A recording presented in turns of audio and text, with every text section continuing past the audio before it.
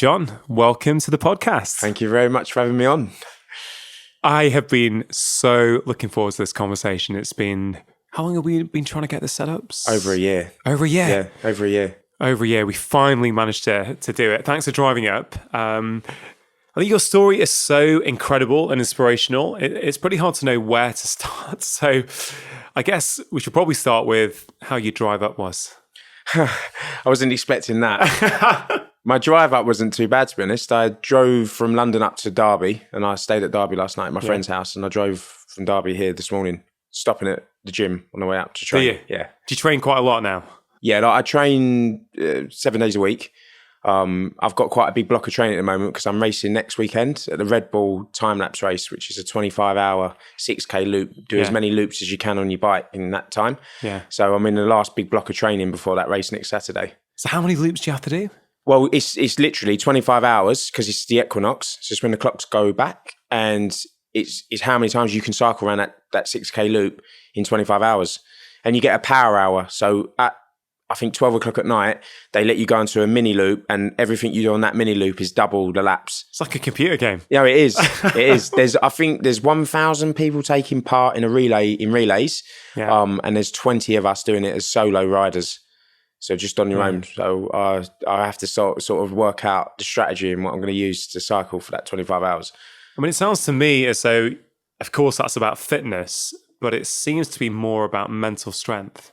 Oh, totally. Yes, 100%. Like I think in a lot of aspects of what I do today, I think that's probably why I went across into endurance sport in the first place, because I think like 80% of it's physicality. Or should I say, yes, physicality is in the context of the training and getting there. But then when you do a sport like Ironman, the psychological element of the race is far greater than the physicality of you being strong, because at a point, your body will start screaming for you to slow down. And you've got so much time to process what you're doing. So for instance, riding a bike for 25 hours, I've got so much time to analyze why I'm doing it. It becomes past physicality. Like it's so long that it's not just about being really quick, because your mind, if your mind gives up and cracks, that then obviously it doesn't matter how strong you are physically, you will stop or you'll slow down. Yeah, it's interesting hearing you say that in the context of your story, and your life journey is incredible, because you appear to be someone, to me, who's got an incredible amount of mental strength. And, you know, have you ever cracked? Has your mind ever cracked to the point where you couldn't go on? No, it hasn't. It's weird, like, because I don't know, like environment as a kid and growing up and situations. I believe obviously experience dictates a lot of who you become as an adult from your childhood. I often say this about myself. I don't see myself as being unique in any which way. Like that's how I've always been.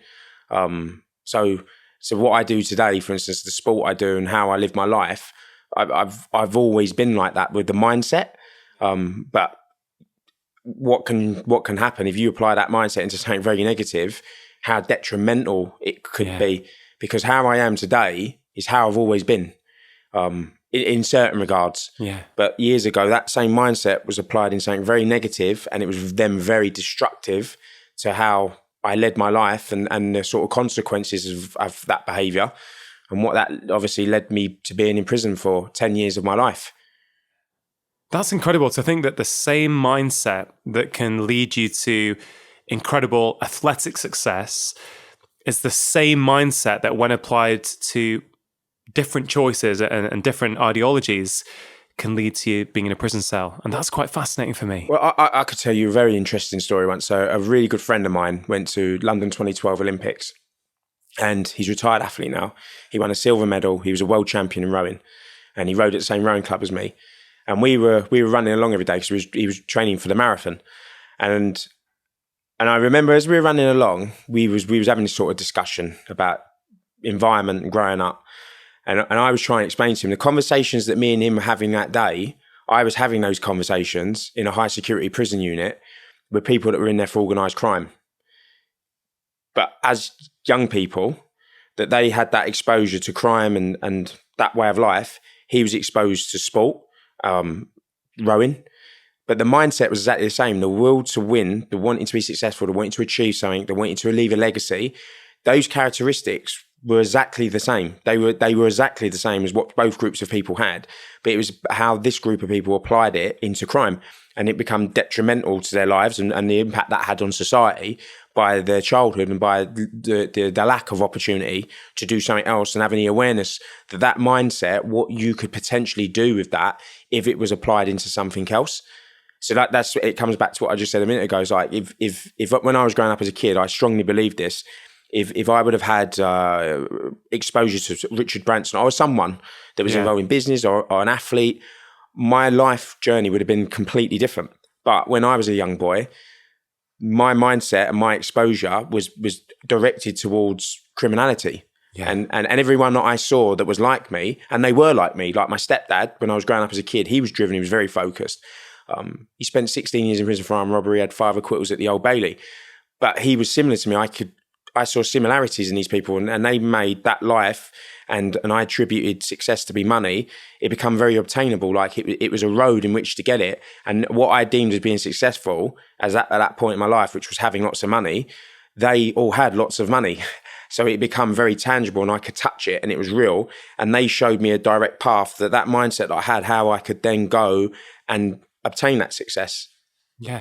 So in some ways it's a dedication to excellence. It just depends on what your definition of excellence is, right? Yeah. And if you're driven by money and around you, you're growing up where criminal activity is leading people to having money and having all the material success in life, of course, you're going to apply that mindset to that. So for a lot of people listening to this, they may not be familiar with your story, John, and the fact that you were in prison for 10 years, did you say? Yes. Yeah. Yeah, so maybe you could walk us through that. I mean, what happens? What was your childhood like? How was it that you ended up with such a strong mindset in a prison cell? So I will have to probably go all the way back to before I was even born. So my real dad died of a massive heart attack at 38 years old. He went to bed one night and my mum was 8 months pregnant with me and he never woke up. He was undiagnosed, didn't realise he had a heart condition, passed away. So I get born into the world. I had my dad's name, John, and I had what you could class as quite a relatively loving childhood. Like Christmases were happy for me. My mum and my sister brought me up, and we had this big extended family. My mum had lots of sisters, so that my aunties, my cousins, and I was a happy child. I was a really happy child. I was really well loved. I have amazing memories of my childhood. And then when I started going to primary school, to me, not having a dad I didn't know I was missing anything because I didn't have a dad, because it was just normal because there was no man in our lives as a kid. And I remember the children at primary school used to tease me. And they used to say, like, "Where's your dad?" And obviously I didn't know who my dad was. And I remember this, as a little boy, I went home and I asked my mum, and my mum explained to me that my dad had died. And obviously being a little quick kid and even as a man, I'm very acquisitive. I always like to understand stuff. I've always had that mindset as a kid, which we can go on how that played out later on in my life. And my mum explained to me my dad had died. Obviously my question back, what does that mean? My mum explained that he's gone to heaven. Then I made a connection from a very young age that my life was limited. Like I wouldn't be alive forever. And I made this connection at a young age that one day I would not live. And something ignited in me as a kid where I didn't want to be normal, in the context of I wanted to achieve something in my life. I didn't want to be average. And it had this overwhelming effect on me. And my mum used to take me to museums and like the HMS Belfast on the Thames, like London Dungeons, Tower London, the British War Museum and stuff. And I just used to love learning about history. And she used to get me these magazines every month called Discovery. And in the Discovery booklets, you used to get puzzles, and it'd be about Henry VIII and Napoleon, and you'd learn about history as you did. And I was a little boy. And I can remember thinking, like, these men and women were on earth before I was born, and hundreds of years. And I was in my house in Crystal Palace Park Road in London, and I'm reading about them and what they had done. And I was so young, I didn't understand it was legacy, but they had achieved something in life where I was now reading about them hundreds of years after they had died. And then that then sparked something in me that I wanted that when I was older. Like I wanted to achieve something in my life that was significant. And I don't know how this sort of happened, but I just then morphed into this obsession with British Telecom. And I used to sit there and love watching the adverts on TV. And again, like I was a young boy, and I'll never forget, like we'd drive in my mum's car, and I'd be in the back or the passenger seat, and I'd look out the window, and every corner had a BT phone box. And then when I'd go around to my aunties and uncles' houses, they had a complete monopoly on the telephone communication system, and everyone had a BT landline. And I remember, like, I'd run around and there would be a BT phone in the bedroom, in the living room. And I said to my uncle one day, I said, how much money does British Telecom make? And he said, they make billions of pounds a year. And then from that moment, my dream when I got older was to own British Telecom. and I was convinced that that's what I was going to do. If anyone said to me, what do you want to be when you're older? And I said, I want to own British Telecom. The reason I'm explaining this to you now is because even from a little boy, I was like 8 years old, I was so driven to do something with my life. I wanted to achieve something. And then you can only class as what happened next was like this perfect storm of this man coming to my life when I was 8 years old. I didn't know who he was. He come into our house in Crystal Palace Park Road, and men never really used to come around my mum's house other than my uncles. And he walked in and he was immaculately dressed. I'll never forget, black hair, really white teeth, massive gold watch on his wrist, really clean black shoes. And I remember I was standing in the hallway and my mum opened the door and he come in, and I was just in awe of this man. I was in awe of him. And he went into the living room and he asked me to go and make him a cup of tea. And I went into the kitchen, and this little boy, I made him this cup of tea, and I went back in. I was just watching like my mum have dialogue with him and my sister. And then as he was leaving, he gave me a £20 note. And obviously I was a young boy. It was the first time an adult had ever given me paper money. And I was just in awe of this £20 note. And I remember, like, obviously as a kid, I'm thinking about going to Woolworths and spending it on sweets. And he left. And then I asked my mum who he was. And my mum explained to me that was her ex-husband. So before my mum married my dad, when she was growing up as a kid in South London, they lived with each other on the same council estate. Both Irish Catholics. Families were really close. They grew up as basically kids, like babies. And when they was 16, my mum got married to him. When my mum was 18, she fell pregnant with my sister, which was my half sister really, but I didn't see her like that. And that was her biological dad. And it was a bit hard for me to understand because I was so young, but he started coming around, taking my sister out, taking me out. He didn't have a son. I didn't have a dad. He's obviously got this warmth to me. He knows my real dad's dead. So he knows my mum's obviously struggled to bring me up. He started taking me out with my sister, stops taking my sister out, continues to keep taking me out. Then I'm 9, then I'm 10, then I'm 11. We're going out to restaurants, we're going out to bars. He's all the trappings of wealth. He always used to tell me that when he was 21 years old, he was a multimillionaire. He had Mercedes, Porsches. He used to tell me he had an apartment on the Champs-Élysées in France, in Paris. He started taking me out to these restaurants, and there would be all these men. They were all his friends. They were all very similar to him. Always talking about money. And my granddad passed away when I was 12.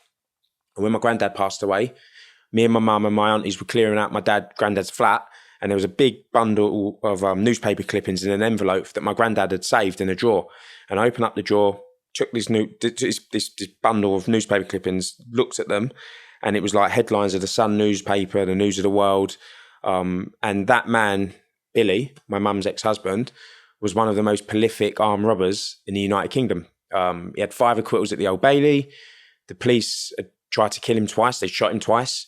And when I met him when I was 8 years old, he'd literally just been released from serving a 16-year prison sentence for armed robbery. And you didn't know any of this? I didn't know any of this so he never used to talk to me about prison whatsoever up to that point. So how you just found out when you were looking through these clippings? Yes. And then as a 12-year-old, you connect the dots up. So the Porsche 911s and the Mercedes Benz and this, that, and the other, like you start connecting it up, and you probably I surmised that all the money that he had now today and all the men that we were going out with, his friends, were all engaged in that behaviour. Then I had the awareness of that's what was happening. So how old were you then at that point? I was 12. So you're 12. So for 4 years, you've become very close, I'm guessing? Yes, yeah, very, very close. Like I saw him like he was my dad. I treated him like I loved him. He looked after me.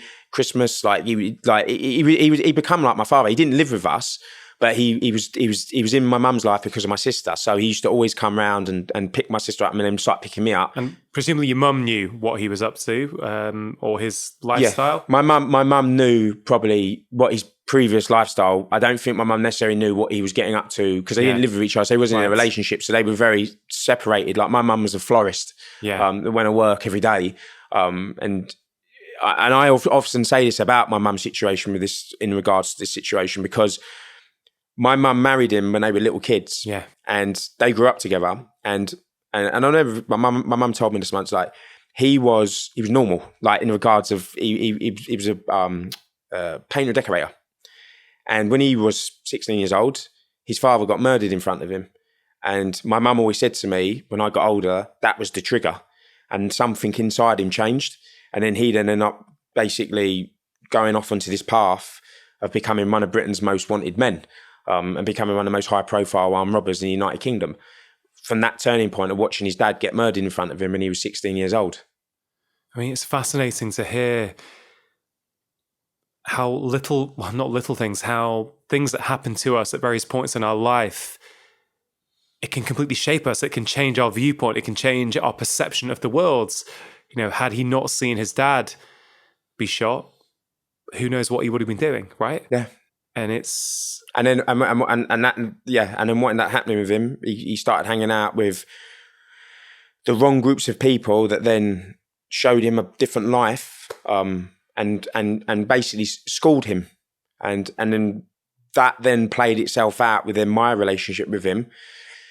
When I then started making that decision that was the life I was going to choose, he started, and he used to reference it to me, like when he got taught how to engage in that lifestyle for being a young man, that then when I made the decision that I wanted to do it, he then started becoming the person that schooled him. He started becoming to school me in the regards of, and again, it feels very weird talking about this today because obviously my life's so far removed from that, what it was once before in the past, but like the facts of like you never talk in your house and you never talk in cars because the police can bug them. And you start hearing this stuff when you're 13, 14 years old, teaching me how to drive lorries, teaching me how to drive, counter surveillance.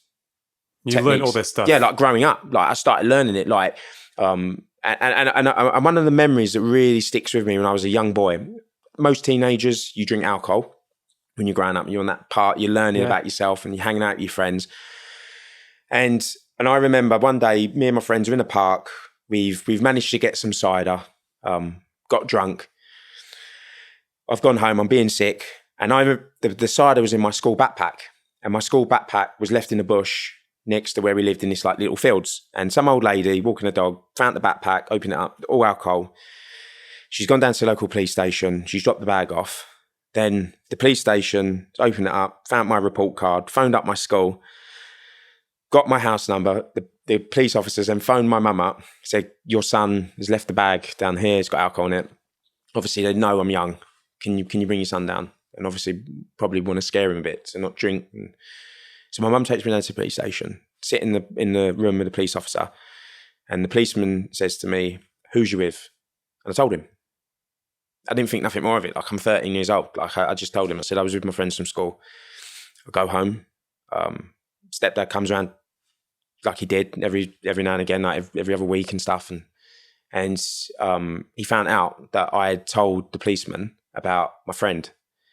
And he wasn't mad the fact that I was drinking alcohol in the park. He was mad because I told the policeman about my friend. And I'll never forget, he said, you never, ever, ever inform on your friends.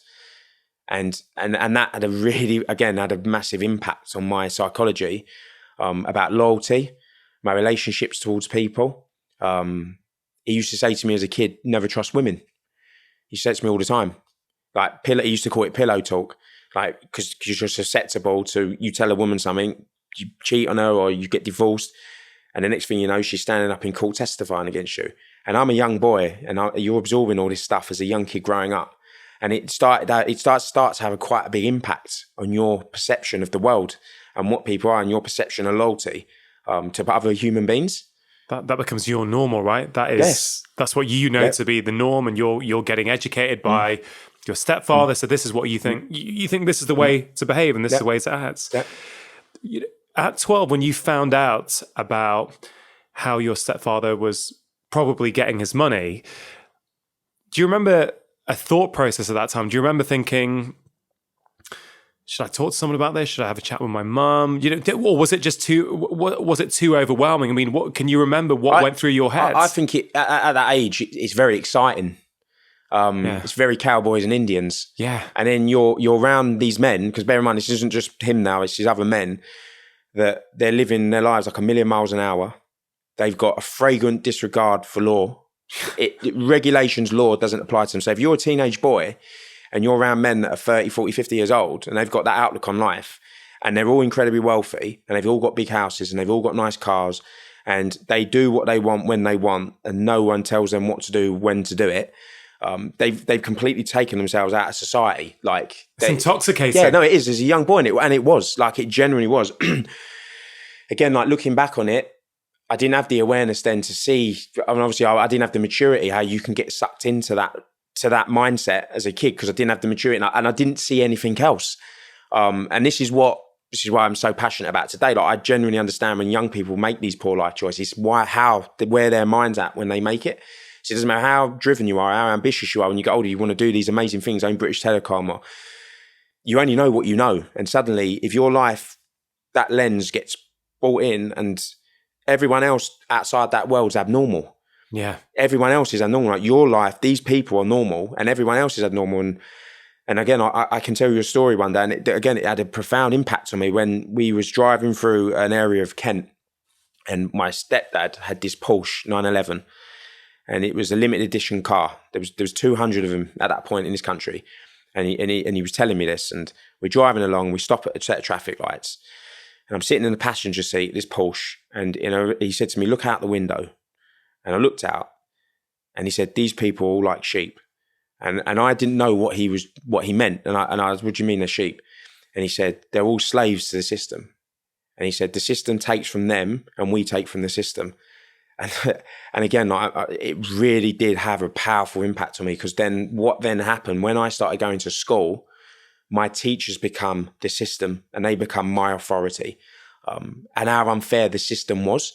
Like these people went to work every day, they paid tax and the system above them was corrupt. And these people did what they wanted when they wanted. And again, as a kid, when I started going back to school, I was like looking at my teachers and thinking, you're part of the system or you're part of the state. And then as much as I love learning, which I did, like I love history, I love geography, I was inquisitive. Suddenly I end up hating my teachers. And then I started then completely disregarding my education, completely. Started truing it from school. I had no interest in it because to me then it was like, I'm not going to engage with the system. Like getting an A in English or maths isn't going to get me what I want in life. So it was just ingrained in you that you don't engage with the system. You don't play by the rules of the system. Yes. The system is the enemy. Yeah, the system is the enemy. Doesn't matter who that is, whether it's the police officer, the school, doesn't matter. Anyone of official authority, as it were, is someone not to engage with. Yes. And your life becomes dictated to by your set of your moral compass. So like when I was growing up, it was instilled like I couldn't even comprehend ever laying a finger on a woman. Like couldn't even comprehend it. Like that was a big no-no. Doing anything towards people that went to work every day, big no-no. Burgling someone's house, big no-no. Selling heroin or crack coke, a big no-no. So you're governed by your own sense of morality, but not what society tells you what's right and wrong, what the lawmakers tell you what's right and wrong. In one level, it's empowering to think, well, society's not going to tell me how to live my life. You know, it's interesting that you wouldn't, obviously you're taught not to touch women, not to harm women, not to harm people who go to work, you know, not to burgle people's houses, but you can burgle a bank. Yes. Because the bank's the system. Yes. So even within that sort of, I guess, criminal activity, there's a code. Yeah. There is a code of conduct which you're expected to abide by. Yeah, 100%.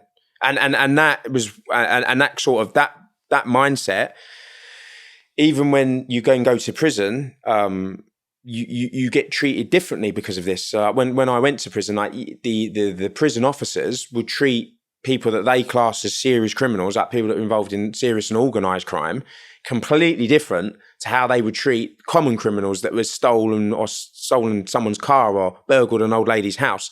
So there was a hierarchy. So within crime, with the people that I was associating with as a young man and as a man, were at the top end of the hierarchy. So then when you then went to prison, you was then treated completely different to other prisoners. I mean, that's fascinating. So just expand on that a little bit. So are you saying that you got preferential treatment in prison compared to people who did lesser crimes? I don't know. Is that, yeah, 100%. Like 100%. Wow. So prison officers would treat you completely different to how they would treat what they would class as normal prisoners. And why is that? Is that a fear of retribution? No, it was respect. They respected you. And again, this is, so I remember when I went to prison when I was 18 years old, first time I ever got arrested, right? In my, like, properly. So forget about when I was a kid with a bag at school with the cider.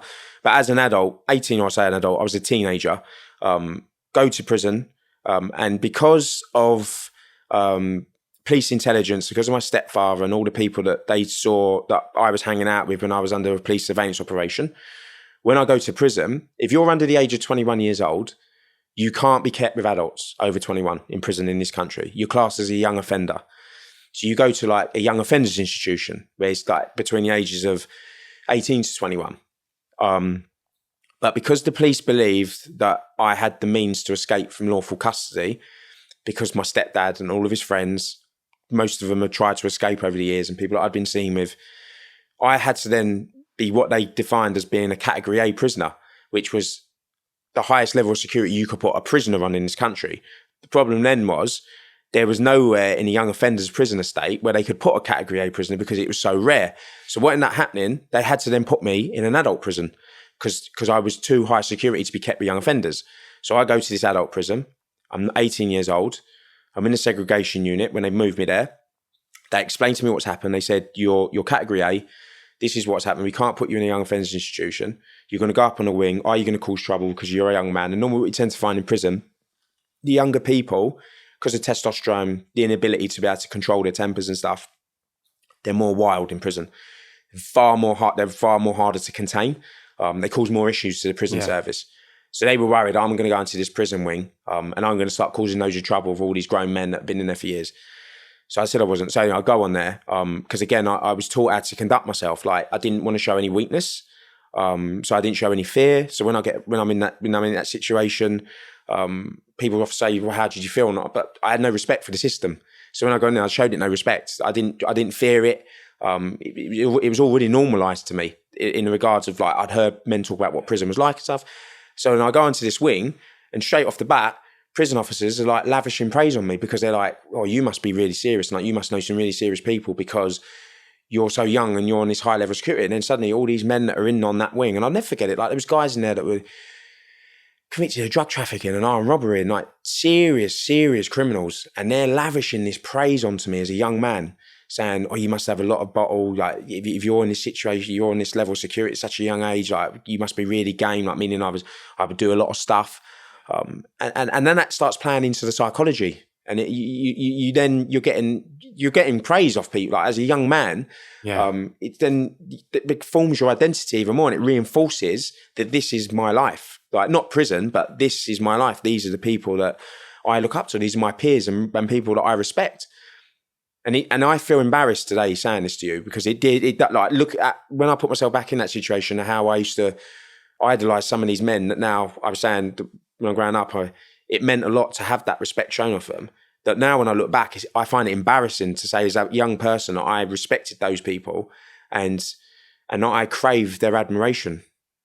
But in many ways, I mean, it's fascinating to hear you say that because in many ways, your story is really giving an insight to many, including myself, as to what it's like for some people in terms of your norm is your norm, right? It doesn't matter what someone else's norm is. If that's your norm, I mean, what do young men crave? You want acceptance. You want, to be seen as something. If people are lavishing praise on you, if you didn't, obviously your father wasn't there. So this is a new male figure in your life who is someone to, idolize, I guess, someone to look up to. It's, of course, you're going to end up. So it's, Yes, I guess it's interesting to hear you say it was it's embarrassing now, reflecting back, especially given the changes that have taken place in your life. But in many ways, how can people blame you for doing that? Do you know what I mean? In many ways, how could you have gone any other way? And again, I wholeheartedly accept full responsibility for every decision I've ever made in my life, good and bad. No one ever forced me into doing anything I ever did. I chose to do it. What I did wasn't a mistake. It wasn't a mistake. They were poor life decisions based on what I thought was right at that moment in time. But like you've said, you only know what you know. And it's for the people listening to this today. Some people might listen to it and might not like me. But I'll be honest with you. And that was what my life was like. And everyone that I saw outside of that world was abnormal to me. And I couldn't fathom it. I couldn't fathom how other people functioned in that system that I thought was so unfair. And it wasn't like we wasn't Robin Hoods, and I didn't see myself as such a person, because inherently doing what we did, or what I did, is incredibly selfish, and it's all about you, and it's all about you being successful and you achieving what you want to do, and because again, you don't like my cop-out mechanism years ago was, I've never hurt no one, never physically hurt no one, no, I've never killed anyone, I've never done anything like that. But the psychological damage you do to people can be far greater than the physical damage. And that took me years. Honestly, it took me to where I went for that moment of change, that you start then looking at your life and how destructive that is to other people, because you just feel like, well, I've not actually hurt no one. And I remember I used to sit there with psychologists, and we'd sit there and that's your cop out. Like, well, I've not actually had a victim. So as part of the people who were engaging in the activity with you, as part of your moral code, we don't hurt people, we don't harm people. So you were actually living up to that moral code. You're like, well, look, we're taking money from the system, but we're not hurting anyone. Yeah, but physically, we're not hurting anyone. Physically, but the person that still has to do that role in which to take that money into a bank or to do that person, you start seeing them as an extension of the system, and they're not. Yeah, they're going to work. But that's your cop out. And I'll never forget. I was in a maximum security prison. In 2000 and it was like 2007, 2008, called Full Sutton, which is one of it is the highest security prison in the country. And I was on a victim awareness course, and there was this old lady that come in, the chaplaincy was running victim awareness. Yeah. And I'll never forget, her name was called June, and her husband, or they basically, over Christmas, their house was burglarized. The burglars stole all of their, a lot of their Christmas presents, and her husband's insulin, and it caused a massive issue over Christmas for them, and it ruined their Christmas. So I'm sitting there, there's about 4 or 5 other people in the room with us, and they were all convicted of serious offences. Like some of these men were like multi-millionaire drug traffickers. Right. And we've all got our arm around June, because I'm saying, what a scumbag. But I couldn't make the association between me and that person. Yeah. Because I was on June's side. And that's how warped your mindset is. Like one of the guys said, if I would have seen him do that, I would have beat him up. If I'd have seen him come around your house, and I would have pulled him out. And we all felt sorry for June, because she was human. Do you know what I mean? Like she was an old lady, someone that I was brought up to respect. She was a female, and then I remember it's bizarre how when I look back at it's a different set of rules, right? It's a completely different set of rules. And then on the flip side, I sit with a psychologist writing my sentence plan, and we're talking about victims, and you say, well, not really, I've not got none. And they're like, but you have. And again, when I went through the process of really changing, that then you start analysing your life and the destructive nature of what I've done. And I think inherently, subconsciously, that's why I'm so driven to make as much change as I can today, because it's something inside me. Like I look back at my life, and like sometimes today, like people laud me as being an inspiration, and I'm not. Like I'm not. I'm probably making up for all the wrong I've done in my life, and that drives me today, because it's probably an inherent subconscious guilt that I've got from the stuff I've done in my past. John, I've heard you speak before, and you must have, especially where your life is today, and we're going to get to all of that. You must have shared various aspects of your story many times on many interviews. But I still feel from you, there's a real intensity. There's a real almost shaking as you're telling the story. And I want, it's a real, there's real authenticity in the way you're telling it. There's real emotion. And I get the impression from we're sitting, 2 feet away from each other. It feels very much that you're still affected by that. You're still, do you feel you're still coming to terms with some of the things that have happened? Yeah, because obviously, I say obviously, it isn't obvious if you didn't know me, but where my life's gone to such a dramatic U-turn, and what I'm doing today, like as driven as I still am, and the inherent characteristics that I've still got, my outlook on life's changed. So if I could define, like I was probably someone of the mindset like Donald Trump years ago. And now I've gone the complete opposite way round to where I'm at today of my life and how I perceive the world. Much more liberal. So then obviously when you've got that mindset now, it's challenging when you look back to what you was as I was a man. So that I was a grown adult. I was like 25, 26 years old. I was sitting in maximum security prisons. The way I perceive life, like I feel ashamed that I used to see life through the lens like a hierarchy, people were weaker than others and people were stronger than others. And like being in prison, that like we used to sit there in prison, and I remember having these conversations with people, like, I couldn't even dream about this now because my life, I see life so differently. But like when I would be in prison, and like we would think that society, we were the higher part of society in regards of like the system fears us so much it has to take us out of society because we take from it. And I look at this now and I don't see anyone being any different. And I mean that, I genuinely mean it. Like I wouldn't treat the Queen of England any different to how I treat a kid that was growing up in a council estate or a kid that was sitting in a young offenders institution serving a life sentence for murder. I would treat them equally as the same. That we're all equal as human beings. And I don't see anyone any different. And so when I then can take myself back to that point in my life when I thought like that, it does make me feel ashamed that I used to think like that. And that's probably why I'm so passionate today. We're trying to reiterate the message that I do, that we are all equal as people and everyone should be given an equal opportunity in life to have success because we're no different from each other. We're all one person. We're human beings. We're on the planet at the same time. And I feel, again, I don't often sit there and really think about it like this, but as we're talking about it now, that is probably one of the big reasons why I'm so passionate about doing what I'm doing today. And I can remember like when my life changed and I come out of prison, I was so determined to make up for my past. I'd say yes to everything, right? So if a school wanted me to go in, yes, I'll do it. If a charity wanted me to go in, yes, I'll do it. And I said yes to everything. And I dug myself into this massive hole, right? I got ill. I kept getting sick and colds. I overtrained. Yeah. I was training as a full-time athlete, but I felt so obliged and obligated to be known as this different person, that I was a good guy, that I wasn't that scumbag that spent all these years in prison, that it was detriment to my own health. And that was how passionate I was about when I come out, about making up for all the wrong that I'd done in my life. And it was, I remember I used to say yes to everything. And my really close friend, Terry, said like, you cannot keep doing it. Like you can't keep driving across the country, driving 1,000, 1,500 miles a month, going to all these community centres, doing all these talks every single day, because you're going to end up making yourself really sick. And even if you crack, he went, you're no good to anyone. You have to look after yourself physically and mentally.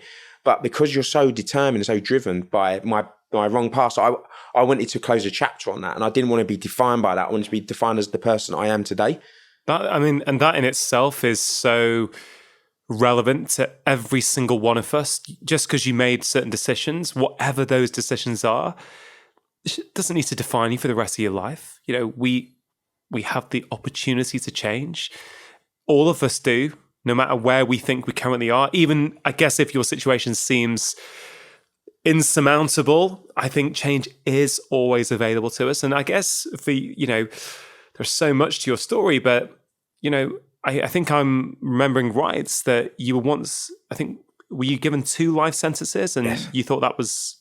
I don't know, does that mean you thought you were going in for life? No, so when... And what were you doing? What did you get put in for at that point? So like I said earlier on, when I was in prison when I was 18, I got a 5-year custodial sentence. I served 2.5 years of it. I come out. I was 100 times worse than the man that was locked up. Come out, wanted even more money. To me, change, rehabilitation was weakness. So I can remember as a young boy growing up, stepdad, they'd be casually having conversations about someone who went to prison that come out. They didn't perceive it as changing. They saw it as a person being broken. The system had broken them. Right. So my mindset when I was in prison the first time was, they will not break me. Like, I come out and I will not change, and I will be even worse, and I want to make even more money. So I come out, continue to commit crime. The police started watching me. I was under surveillance after a couple of days of being out of prison. So I made a decision. I thought if I lived in this country, in the United Kingdom, I was probably going to end up going back to prison. So I made a decision to go abroad, which I did. I went out to Holland, and I went to Spain because I had like friends and family there. Come back to the United Kingdom after like a year. Briefly, it was only a week for a birthday party. I come back and I end up meeting up with one of my stepdad's best friends. He basically asked me if I wanted to commit a conspiracy to commit a robbery. I said yes. Agreed, overcome me again. Initially, I said no. You said no initially. I said no initially. Why did you say no? Because to me, the risk and reward didn't work out. It was like, I looked at it and I was like, I didn't like being in the United Kingdom. I thought the risk to the amount of money and stuff. So is this the first part of you changing potentially? Or were you... No, this was just more that particular job you thought risk reward doesn't add up. I'll give you an example. When I sat my parole board, yeah, the chairman of the parole board, I'll never forget it, looked at me and said to me in the interview, you could have come off, I'll never forget this, you could have come off the campus of Cambridge University today and sat in front of me for a job interview. But you're not. You're sitting in front of me today trying to get released from a custodial prison sentence. And she said, you treat crime like a corporate venture. You do a cost analysis to everything you do, the risk to reward. And when he asked me originally, my risk to reward was, it wasn't worth the risk. It wasn't the fact I didn't want to do it because I was frightened to do it. It was just literally I didn't want to do it because of that. And I said no. But then I agreed to do it. And then I would then tell you today, that was the best decision I ever chose to make in my life. Because when I agreed to do it, what I didn't realise, there was a 100-man police surveillance operation watching that individual that I said yes to. And I just walked into one of the biggest surveillance operations that the Metropolitan Police was running in London. 3 days later, I get arrested with that guy. Then when I got arrested with him, the game had completely changed this time.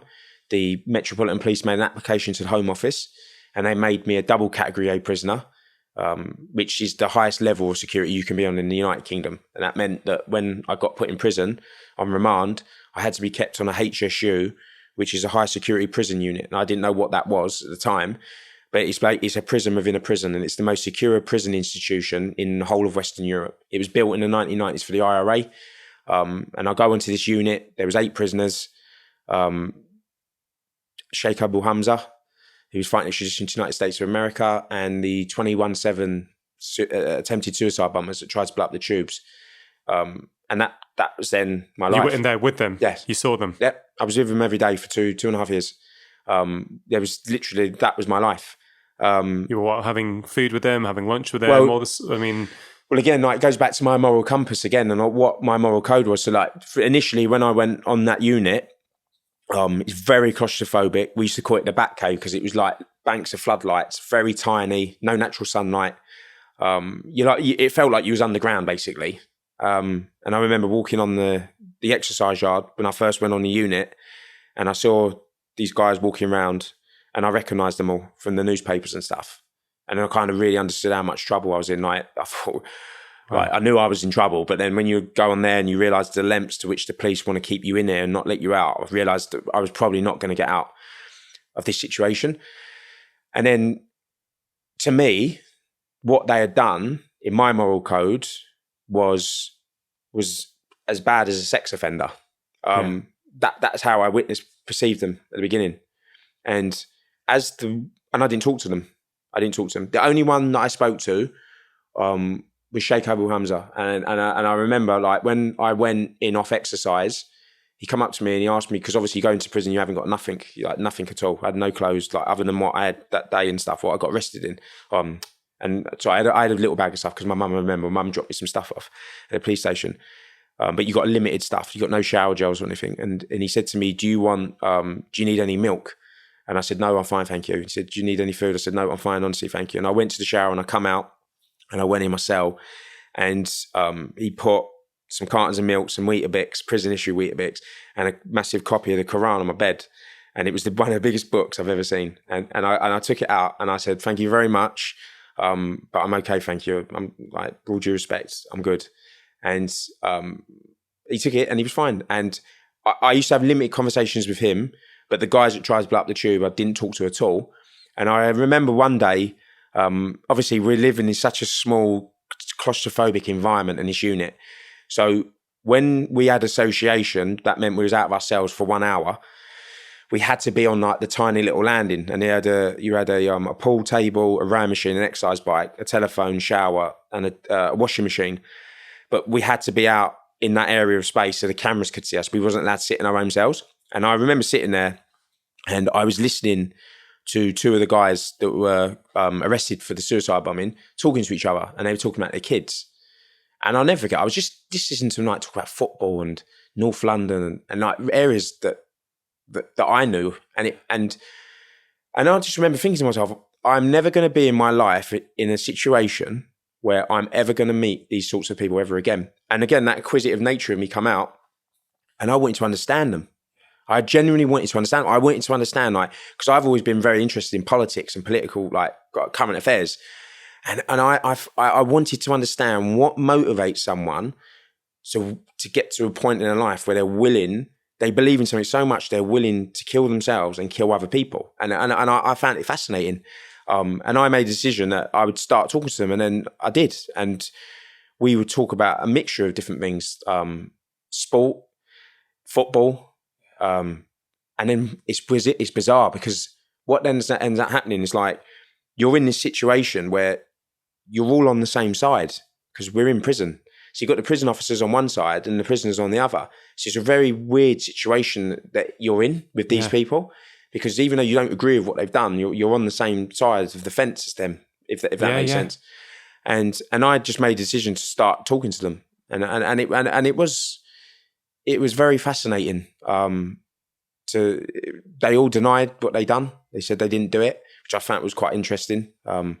Because I couldn't understand if someone was willing to do something, why they would then deny it when they got caught. But they did, but that was my life for 2.5 years, and then I got sentenced, and then I went to Woolwich Crown Court, and I got 2 life sentences. And the reason the judge gave it to me was because he said that one of the biggest factors was because of my age at this point, and I was 24 years old. He said my links to the criminal underworld were so extensive at such a young age. And obviously the effects of coming into court, and there was armed police around the courthouse to stop people from helping me break out. That had an effect on the judge, and the judge knew I was in that high security unit. He knew all the cost that was incurred by that. Yeah. So obviously that's already filtering his lens of this young man in front of me. And he said, whatever sentence I give you today, you're going to come out a young man. And he went, I believe you always pose a risk to the public. And he went, so I'm going to impose a life sentence for conspiracy to rob. And I'm going to impose another life sentence for possession of firearms with intent to commit robbery. And I remember, I stood there, and all the Metropolitan Police were like, the robbery squad were down in the footwell. And obviously they're looking for a response from me. They want to see, they're looking and they're smiling at each other and they're patting each other on the backs. And I just didn't show any weakness whatsoever, because I just thought, I'm not going to give you the satisfaction. And I laughed, and I just smiled at them, because I had no doubt that I wasn't going to sit in prison for however long that judge thought I was going to sit in prison for. Because my mindset back then was, the first opportunity I get to get out of this place, I'm going to take it. And I'm not going to sit in it for the rest of my life. You're not going to let the system beat you? No. And the first opportunity I had to get out, I'm going to take it. And they take me back to the high security prison unit. And every 28 days, someone from the Home Office used to come in on the unit, because there was obviously very high profile prisoners on them, people that were a threat to national security. The person from the Home Office would come on every 28 days and just speak to everyone. I wasn't a threat to national security, but I'm there. But they obviously know who all these people, men are, because this has to be signed off at a very high level in government to justify keeping you on here. And I'll never forget, this lady sat down and I'm moaning, and I was saying, I went to get on the main prison block. I didn't want to be on this unit. I said, I want to go on the main, because in my head, I'm thinking, the quicker I get out of this unit, the quicker I get over there, the quicker I'm going to progress through the system, and the quicker there's going to be a little chink of light for me to get out and get my freedom back. Yeah. And she sat there and she had this smile on her face and she said to me, "We're not stupid." She went, "I know people like you do not change." And she went, "The first opportunity you get to run for that wall, you'll take it." And she said, "You aren't going to get that opportunity." And she was 100% right. Like, obviously I didn't acknowledge that. And I sat there and she'd left. And then a couple of days later, they transferred me to a maximum security prison in Yorkshire, which was Full Sutton. You know, you said you wouldn't show any weakness externally. Did you feel a little bit broken internally? Did you feel, oh man, you know, I've really done it this time, haven't I? I'm stuck here now. I mean, you wouldn't show it outside, but were you at all crumbling on the inside? Or were you know, the thing that gets me about your story, John, is it's going back to the cycling we're talking about at the start, which you're doing next weekend, right? It's this strong mindset that you can apply, I guess, to anything. And back then you were applying it to, you know, the criminal world. You were applying it to how do, you know, look, if someone like me, for example, if I got sentenced to 2 life sentences, I'd probably crumble and crack. Like, you know, the thought that you don't have your liberty, your freedom, for, you know, when you haven't... But that's environment again, isn't it? It's because your life isn't normal to you. My life, that was normal. Yeah. Like my uncles, my cousins, my uncle spent 25 years in prison for committing the biggest armed robbery in the world. Sold £26 million worth of gold bullion at Heathrow Airport. So that massive cloud hung over me as a kid, as a young man, as a man. Going into the prison system, everyone's always talking about my uncle, the prison officers, because they know who he was. So there's a bit of notoriety and a bit of kudos in some ways. But that because it's not your norm. Yeah. That you would, like most people would. Most people that go to work every day, if you put them in prison, if you give them a parking ticket, it has an impact on their life. But when that's your life and that's what you know, that's what you know. It comes back again. It's environment and it's exposure to events. Do you think with hindsight, any part of you was cracking on the inside, or do you think you were totally okay with it? You thought there was just another obstacle to overcome? There was another obstacle to overcome. I didn't like I said, when he sentenced me, I had no desire and I didn't anticipate whatsoever for one moment that I was going to end up spending whatever time he thought I was going to end up spending there. I would not spend in there. Because you knew you'd play the game that you had to play to get out, or because you wanted to escape? Yeah, no, I wanted to get out as quick as I humanly could. So it didn't matter which way I did it. It was I just wanted to get out. I wasn't going to sit in there for the rest of my life. That was not going to happen.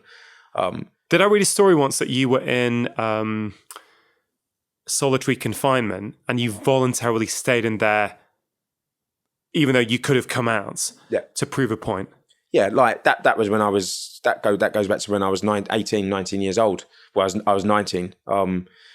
And it was all about, so they basically, the prison officers tried to take my clothes off me, to put me in a special suit when I was 19 years old in prison, which is bright yellow.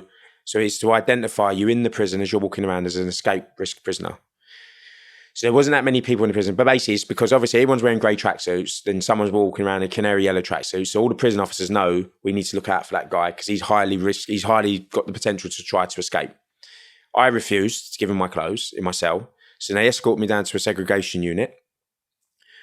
I then went in front of the prison governor the next day, and in prison you've got a conduct of rules and regulations. So it's like the law. And I refused a lawful order in prison. So the governor said to me, you refuse to give your clothes over, you wouldn't go into the escape suit. At this point I'm in it now because when you're in the system you can't beat it because you're in their world, they're not in yours. He said, I'm going to give you 7 days confined to cell, which is basically in a segregation unit away from all the other prisoners. At the end of that 7 days, they come to me, they open up the door and they said, when you go on the wing, you've been allocated a wing cleaning job. And again, my disdain for them, I was like, there's no way I'm going to be a wing cleaner. So they said, you refuse another lawful order? I said, yes. Then they took me back in front of the governor again. The governor gave me another 7 days confined to cell. And he smiled at me when he gave it to me. And then he took me back to segregation unit. And when I was in prison as a kid, I never wanted to be institutionalized. And I remember I asked my uncle this one day, I said, how did you not become institutionalized? So to me, in my mind, prison was not going to be my world, right? So I made sure I stayed connected to the real world. So I used to listen to the radio And I used to read newspapers every day, stay in connection to current affairs. So life wouldn't just pass me by. So I wouldn't sit in prison, and for 2-3 years, life would just carry on. And that's where the issue stems with a lot of people. Like, their life goes on pause, and then they're out of reality, and in this little cocoon bubble of it's not reality. Like, you're in this little cocoon bubble. And I wasn't going to be one of these people. So I made that decision. So I made sure that I stayed connected to current affairs, and I read. And I wanted to read. And I was like, again, because I love learning. So when the librarian come around with her trolley, you was allowed to take 2 or 3 books off a week, and then she'd come around next week, and then you could put a request in, or she'd just have whatever she had on the trolley. And there was a book on the trolley. It was about Nelson Mandela, and I started reading it. And there was a passage in it when he was in prison in Robben Island, that he used to smoke cigarettes, and he realised that the prison officers was using the fact that he smoked tobacco as a punishment because they was able to take something away from him. So he never smoked a cigarette ever again. He relinquished that power to them. So they couldn't take it off him because he didn't smoke no more. So it stopped him from smoking tobacco. So if he smoked, then... they could take that away and then he would, it. Yeah. So he gave it up. So he says, you can't take that from me anymore. Now, I'm not professing to be like Nelson Mandela here, but what I'm saying is when I read that, I then thought in my mind as a 19-year-old boy in prison, if you think by putting me in this tiny little 6 by 12 foot space is a punishment, I'll take it away from you. So when they then come to put me on the wing, I said, I'm not going. Because they put me in there for 14 days thinking they were punishing me. So then I refused to leave it. And I said, no, I'll stay there. and that was something where when I look back retrospectively, because I spent literally 365 days locked in a room. I didn't come out to use the phone. I didn't take exercise outside. Hold on. Let's just say that again. So for 1 whole year, I stayed in that room, and I wouldn't come out. Like even Christmas Day. And you were 19 at the time. I was 19. You see, I cannot. Like, of course, I can't get my head around that because it's so alien to my norm. I guess even for you, that was alien. That wasn't even your norm, but you took it within your moral compass. That was your way of not letting the system take you. It was me being defiant. And it's interesting. I'll tell you why this is fascinating, what I'm about to tell you now, because this is something where my life's progressed. 2 years ago, I did a talk to some students studying criminology at Nottingham Trent University. And it was funny because I didn't know this at the time. But we was in this auditorium, it's pitch black. You can't see anything. And at the end, the professor, when it was all done, all the students were leaving, the professor said to me, that's absolutely incredible. And I said, what do you mean? He went, because normally when I stand up and talk, even all you see is this little glow of white where students are just on their phones when I'm talking. But with you, when I stood up and talk, it was black. Like everyone was listening to what you were saying and no one was on their phones or anything. And then we were talking because obviously he heard me saying what I'm saying to you now. The students and him found it very fascinating. Again, how the mindset can be redirected and changed. And he was talking about the sort of defiance. It was that me regaining control of my environment and not letting the environment control me. And then he then said, do you think, and it was something I never processed and thought about before, when you started exercising, why did you choose to do it? And I said, it made me feel alive, which it did. So I wasn't athletic. I wasn't driven by sport as a kid. I had no interest in like being an athlete. But when I was in that prison cell for that 365 days, I had to develop a coping strategy of being in that containment of being alive, like feeling like I was a human. Like someone said to me once, when you go to prison, you don't live, you just exist. And I wanted to feel like I was living. So I started training. And that was how I used to see that situation. And he said, but do you think it was more of a defiance in you saying to them, they can't stop you from doing that? Like you've created your control in that space by you reading what you want to read, you training when you want to train, and them not being able to tell you that. But when I look back on that situation now, and I think what I've done the last year of my life, like since 2018, 2009, I realized what a massive chunk of time that is.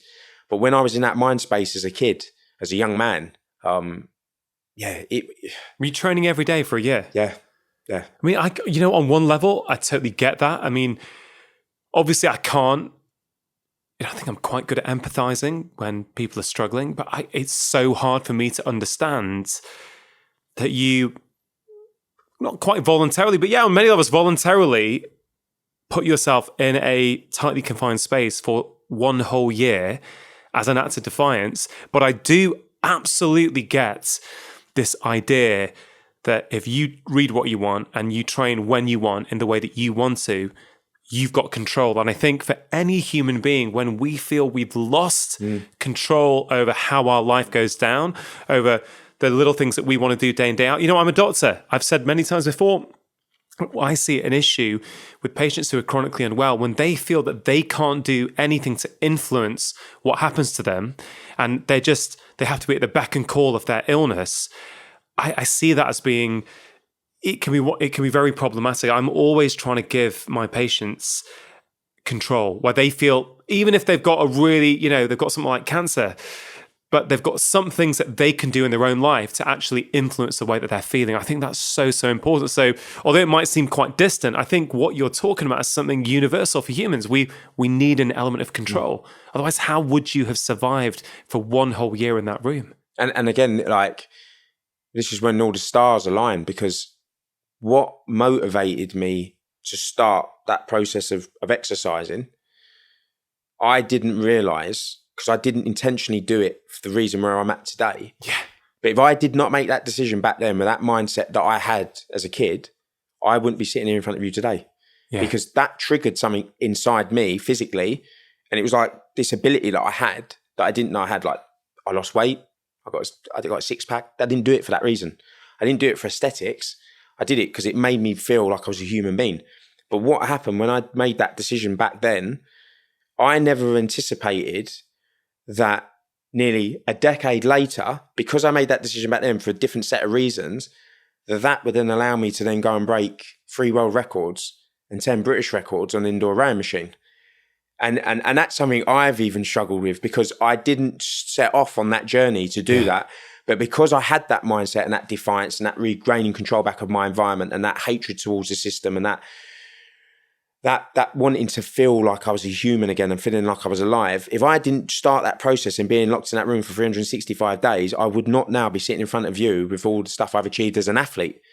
And that's been something for me that it's been really hard for me to even come to terms like, and then you then start saying, is there something else in life where your life's mapped out for you and you make these decisions and you which you don't anticipate, and it leads to a different road for you to travel. So John, as you're saying that, it's making me think, if you never had confined yourself to solitary and therefore you had to come up with a strategy to deal with that, and so you never started working out, as you're just saying, would you be here today?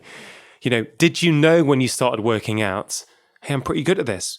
Because I guess on one level, if you had never been athletic before that, did you know you were any good? I mean, or did you just, because you have no frame of reference, right? None. But this is quite important as well, because it's then you don't then set limitations on what you physically can achieve. So obviously when I did what I did in that cell, and I was in that segregation unit, and I started working out, you got no, like you said, got no frame, no point of reference. I wasn't training with other people. I didn't realize how fit I was. I lost lots of weight. The exercises got easier. I didn't realize how good or where I was at. Get released from prison after that experience. Training just fell off a cliff. Stopped basically doing it because I didn't need to anymore, because I was out of that situation. And then when I went back the second time, when I was in that high security unit, you re-kickstart the coping strategy. So again, 6:30 in the morning, 6 o'clock, cell circuit, 90 minutes, 2 hours, read books all day. And that then was my coping strategy through that prison system, right? So you said 2 sentences, like you were in prison once, first time round, you confine yourself into this room, this box for a whole year. You start training, you don't know how good you are, you don't know how bad you are, you've got no frame of reference, you've lost a bit of weight, as you say, you come out with a 6-pack, but then you go back to your old ways and you don't train once you're out. Start taking drugs, partying, drinking, high octane lifestyle, everything. Straight back in, million miles an hour. And then you go back into prison, and again, you click straight back into the lessons you learned last time. This is how I cope. Yes, this is going to be how I get through this sentence. So it just kicks back off. First day back in there, I start training again. Again, I'm unfit. It's like getting back on a horse. Yeah. I'm unfit because I've not been exercising. So I start training again. Again, my body starts to morph and shape. I'm focusing on my trial. That's sort of that situation of the stress of that. And then at some points thinking I might be able to get out. Then obviously coming to the realization I'm not going to get out. But the exercise, the reading continues and continues and continues. Get sentenced. Then I'll get moved to a high security, maximum security prison. I'll get moved away from those 8 people in Belmarsh and get moved to Full Sutton. So when I get moved to Full Sutton, I'm in a high security prison, the highest security prison in the country, like convicted prison. Men in there, been in there 20, 30 years, some of them, for murder. Like, it's the real end of the line sort of place. Like, violent. I've never seen violence like it in my life, like, for nothing. People stabbing each other for... In prison? Yeah, for nothing. Did that scare you? It didn't scare me. It was, again, you become normalised to it. And I wasn't involved in the drug culture. I didn't take drugs whilst I was in prison. I kept myself out of all those situations with all the gang. I was involved in a gang, but in prison, it was very, very violent. In that prison in particular, start training, going through the process out in the exercise yards. And I remember a couple of prison officers said to me, like, they thought I was in the army before I'd gone to prison because of the way I was. I was very regimented, cell very clean. They used to see I was out in the exercise yard doing circuits. And then Christmas come round, want to get off the wing a little bit extra because it's Christmas. So you have competitions in the gym and you get a box of Quality Street and roses for winning the competitions. And they used to have a badminton competition. They used to have a football competition. They had a powerlifting competition and they had a fitness competition. And the fitness competition, it was called Superstars.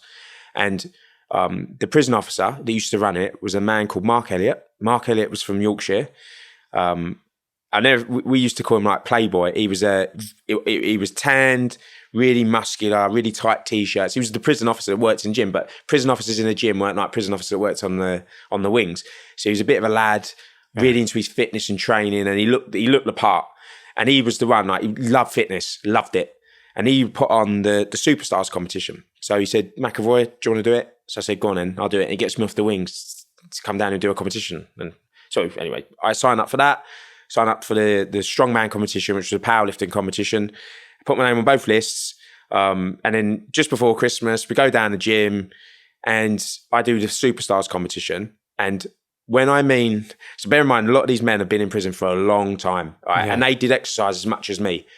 And I absolutely walked away with this competition. Like, no one even got close to me, right? It was kind of like CrossFit.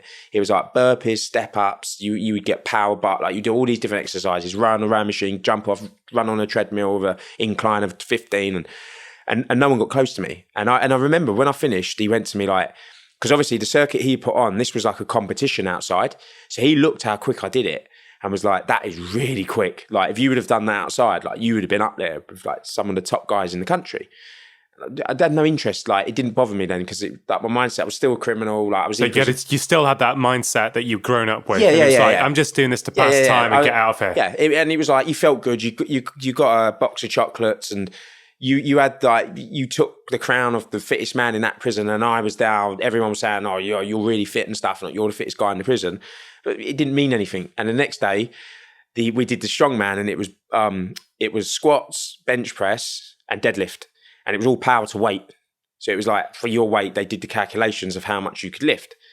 And in the whole prison, I was the third strongest man, and I didn't hardly really do weights. The third strongest in the whole prison. So I was the fittest in the context of the circuit. And then when I did the strongman competition, I was like the third strongest. And bear in mind, some of them men were mountains. Like, I was like a little dwarf midget in relation to them. Like, some of them had biceps bigger than my head. Like, they were massive.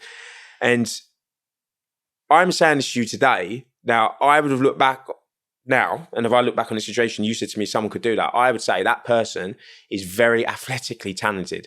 But back then, it didn't mean anything. It was just like a bit of bravado in the gym, like you being the strongest and you being the fittest. It wasn't like, oh, actually, I'm quite a good athlete at this. Like, I'm better than most average people. Like, I'm the fittest and I'm one of the strongest in the prison. So anyway, following year comes around. Obviously, in prison, you get this bit of reputation. You're the fittest guy in the prison. And again, I just walked through it. Like, no one even come close to me. And the strongman competition, the same thing kind of happened again. But I'm just ticking off the days. I'm doing the cell circuits. I'm doing everything that's being asked of me. I'm going on all the courses. I'm ticking all the boxes. You're going on all the courses that they asked you because you want to rehabilitate? No. or because you want to play the system, you Yes. want to play their game. I'm going to give you what you want so I can get out of Yes, 100%. I was. You tend to find when you're in that. So I'm in a maximum security prison. I've been in that, at this point. I've been in custody for 4 years. I need to get out of this high security prison because I know I'm not going to get released if I stay in this prison, because you'll never get released from a high security prison onto the street. But because I've been such a high level of security going in, they were so cautious to move me out of that environment in case I tried to escape.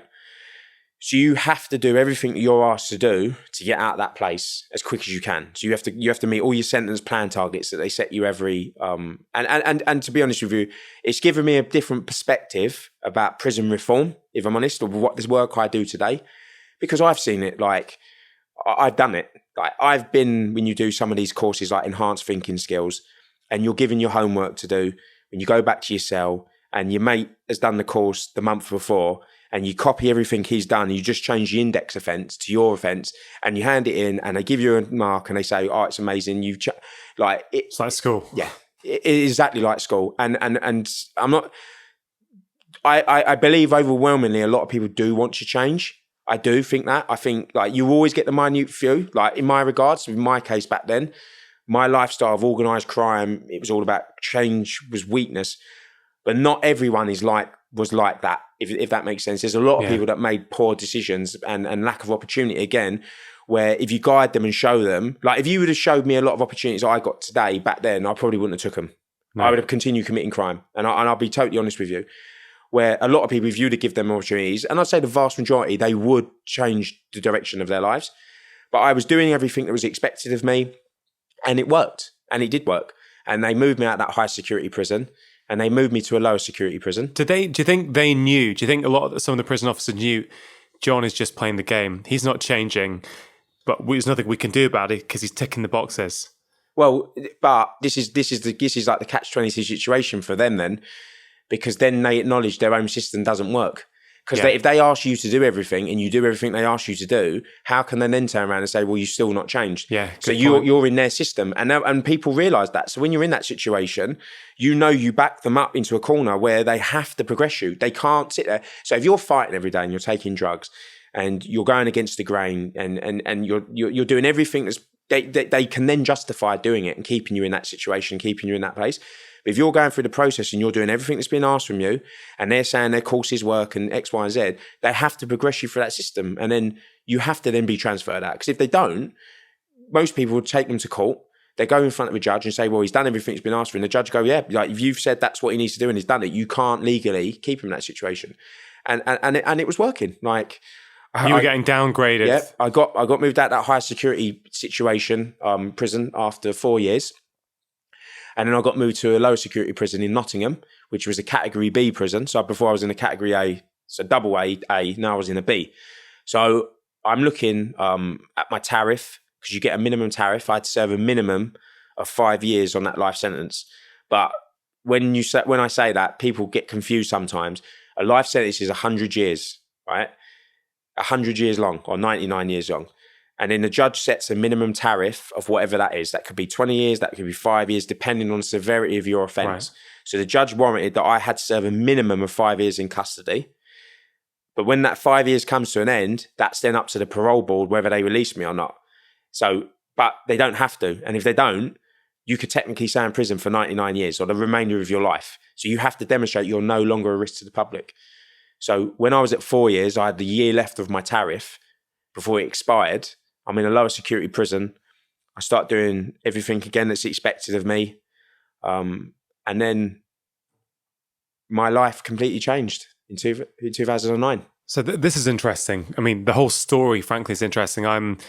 We've been chatting for over an hour, and there's just so much I'm thinking about. It's such a fascinating story for, I think, the vast majority of people. The vast majority of people, everyone's got a unique upbringing, right? But I think very few people have got your upbringing and have got your story.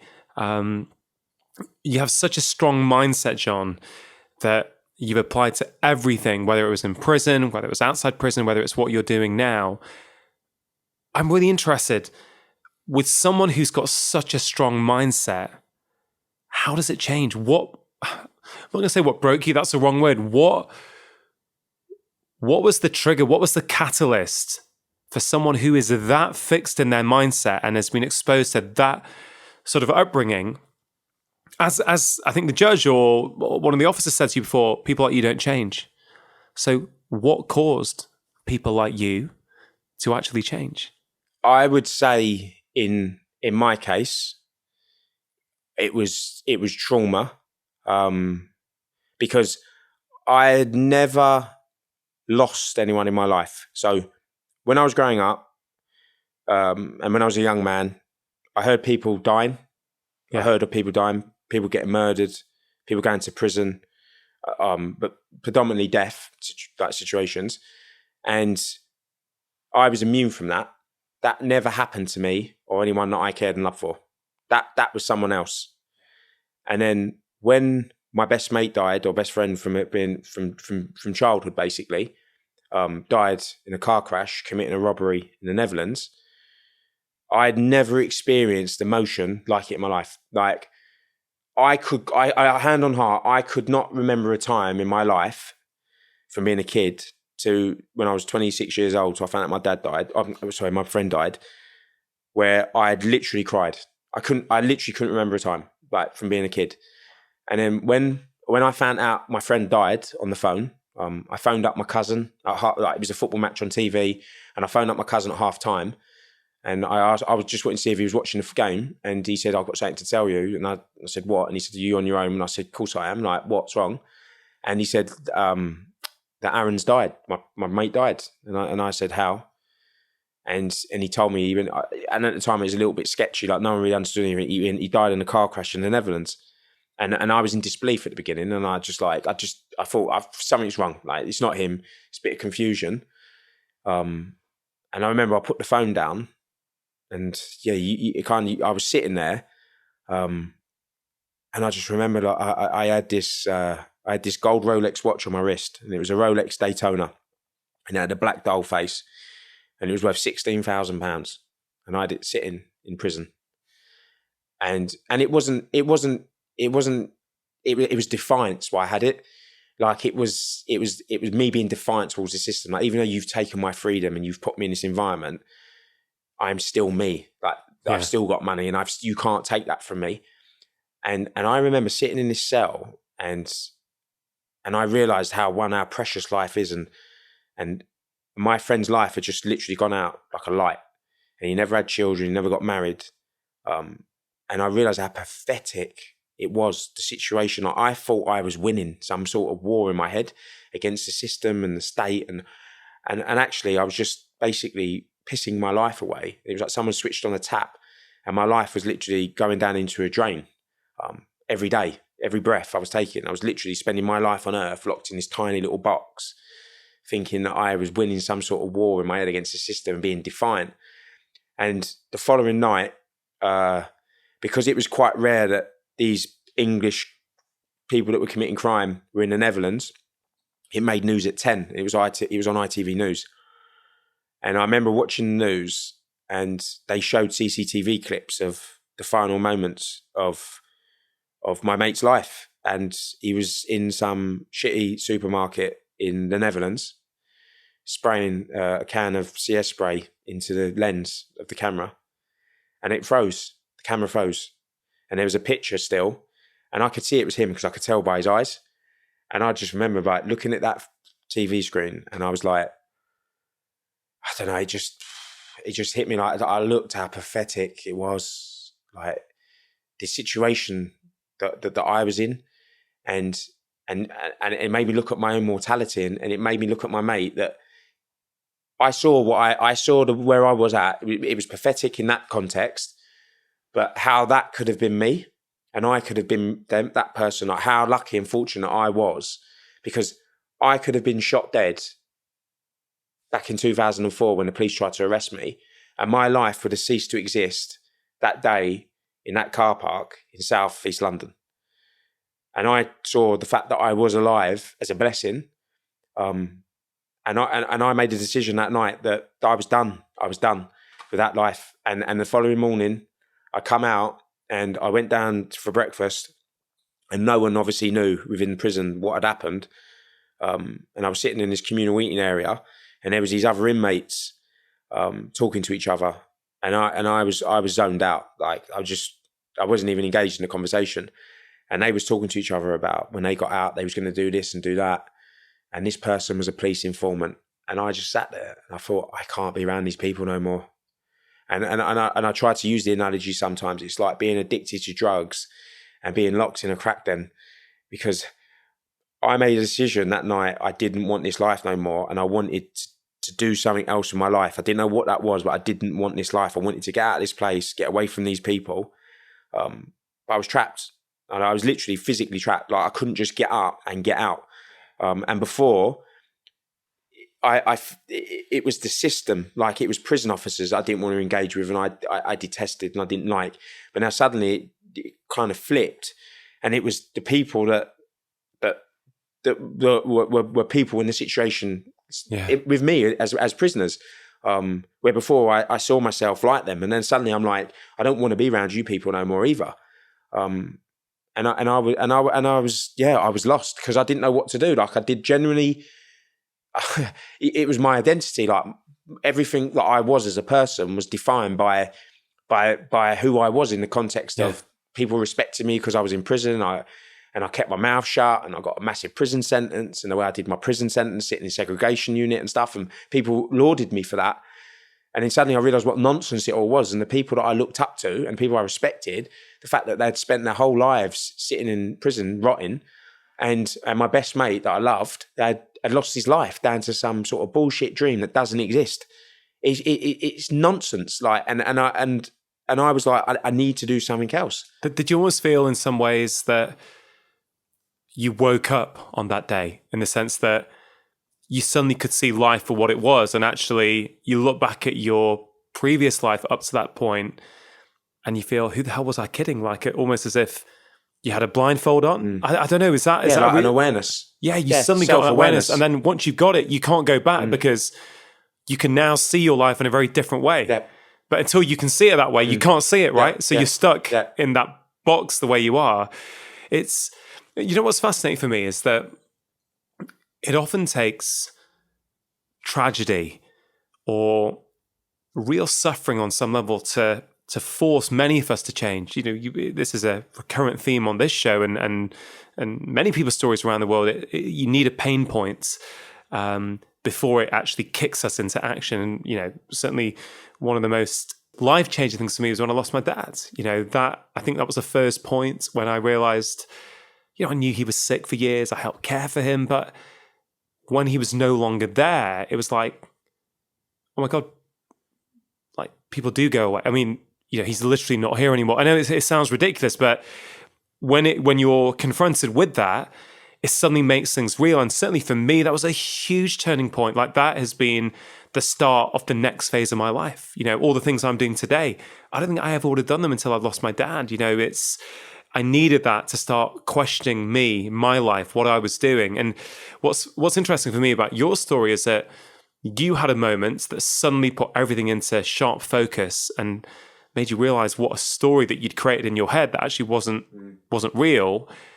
But then you were still stuck in that place. So yes, you've had the awareness, but when I had the awareness, I could go and start making change immediately. I wasn't stuck in an environment where I couldn't make those changes, but you were still in, as you said with your analogy, you're still there. And it doesn't matter if you go up to the prison governor and you say to him, I've changed. Yeah, I get it now. Buddy, I get it. You know, I'm different now. He's going to be like, what? Yeah. You sit there and you've still got X amount of years left to serve of that sentence. So it was, to say I was in that moment lost is an understatement, because I genuinely didn't know what I wanted to do with my life, other than I didn't want to be where I was at, and I wanted to do something different with my life.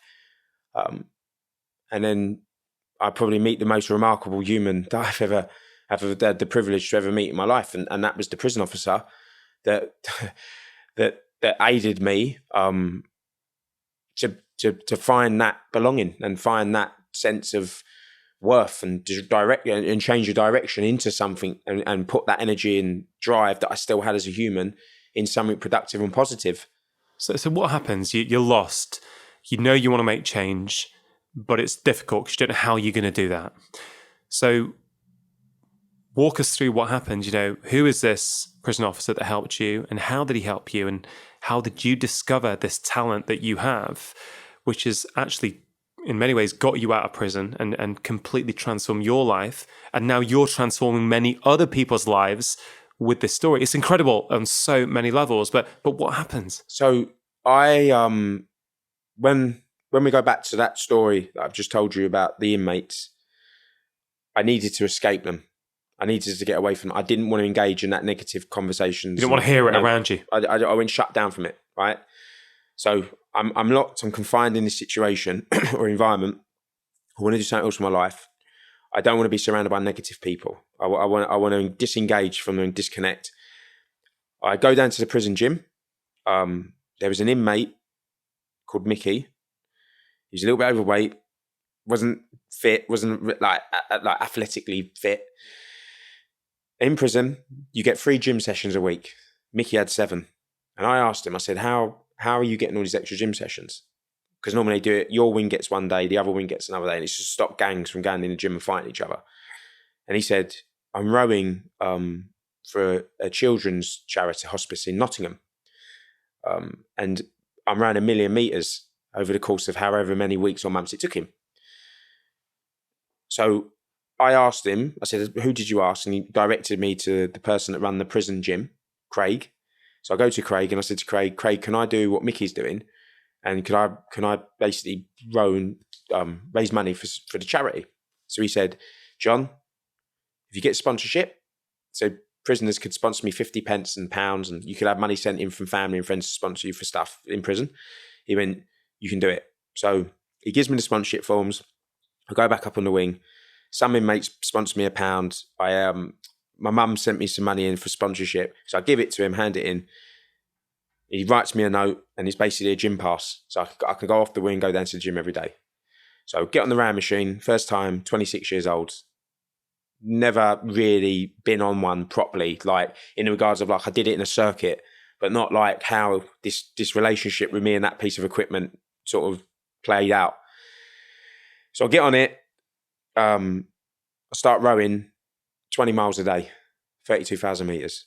And when I was on the rowing machine, I was in this prison gym, everyone in that place left me alone for that 2.5 hours. And I'd look at that monitor and I'd go up and down the slide. My technique was horrific. I didn't know anything about technique at that moment in time. And I just watched the numbers. And obviously I didn't understand about endorphins. I didn't really understand about this before. Doing that sort of length of exercise, and then suddenly you're getting this massive wave of like endorphins because you're continuously exercising for like 2 hours. And I didn't have any heart rate monitors or nothing. I was just doing it on feel. And went back down the next day, 20 miles a day, 20 miles a day, 20 miles a day. Done 1 million in a month.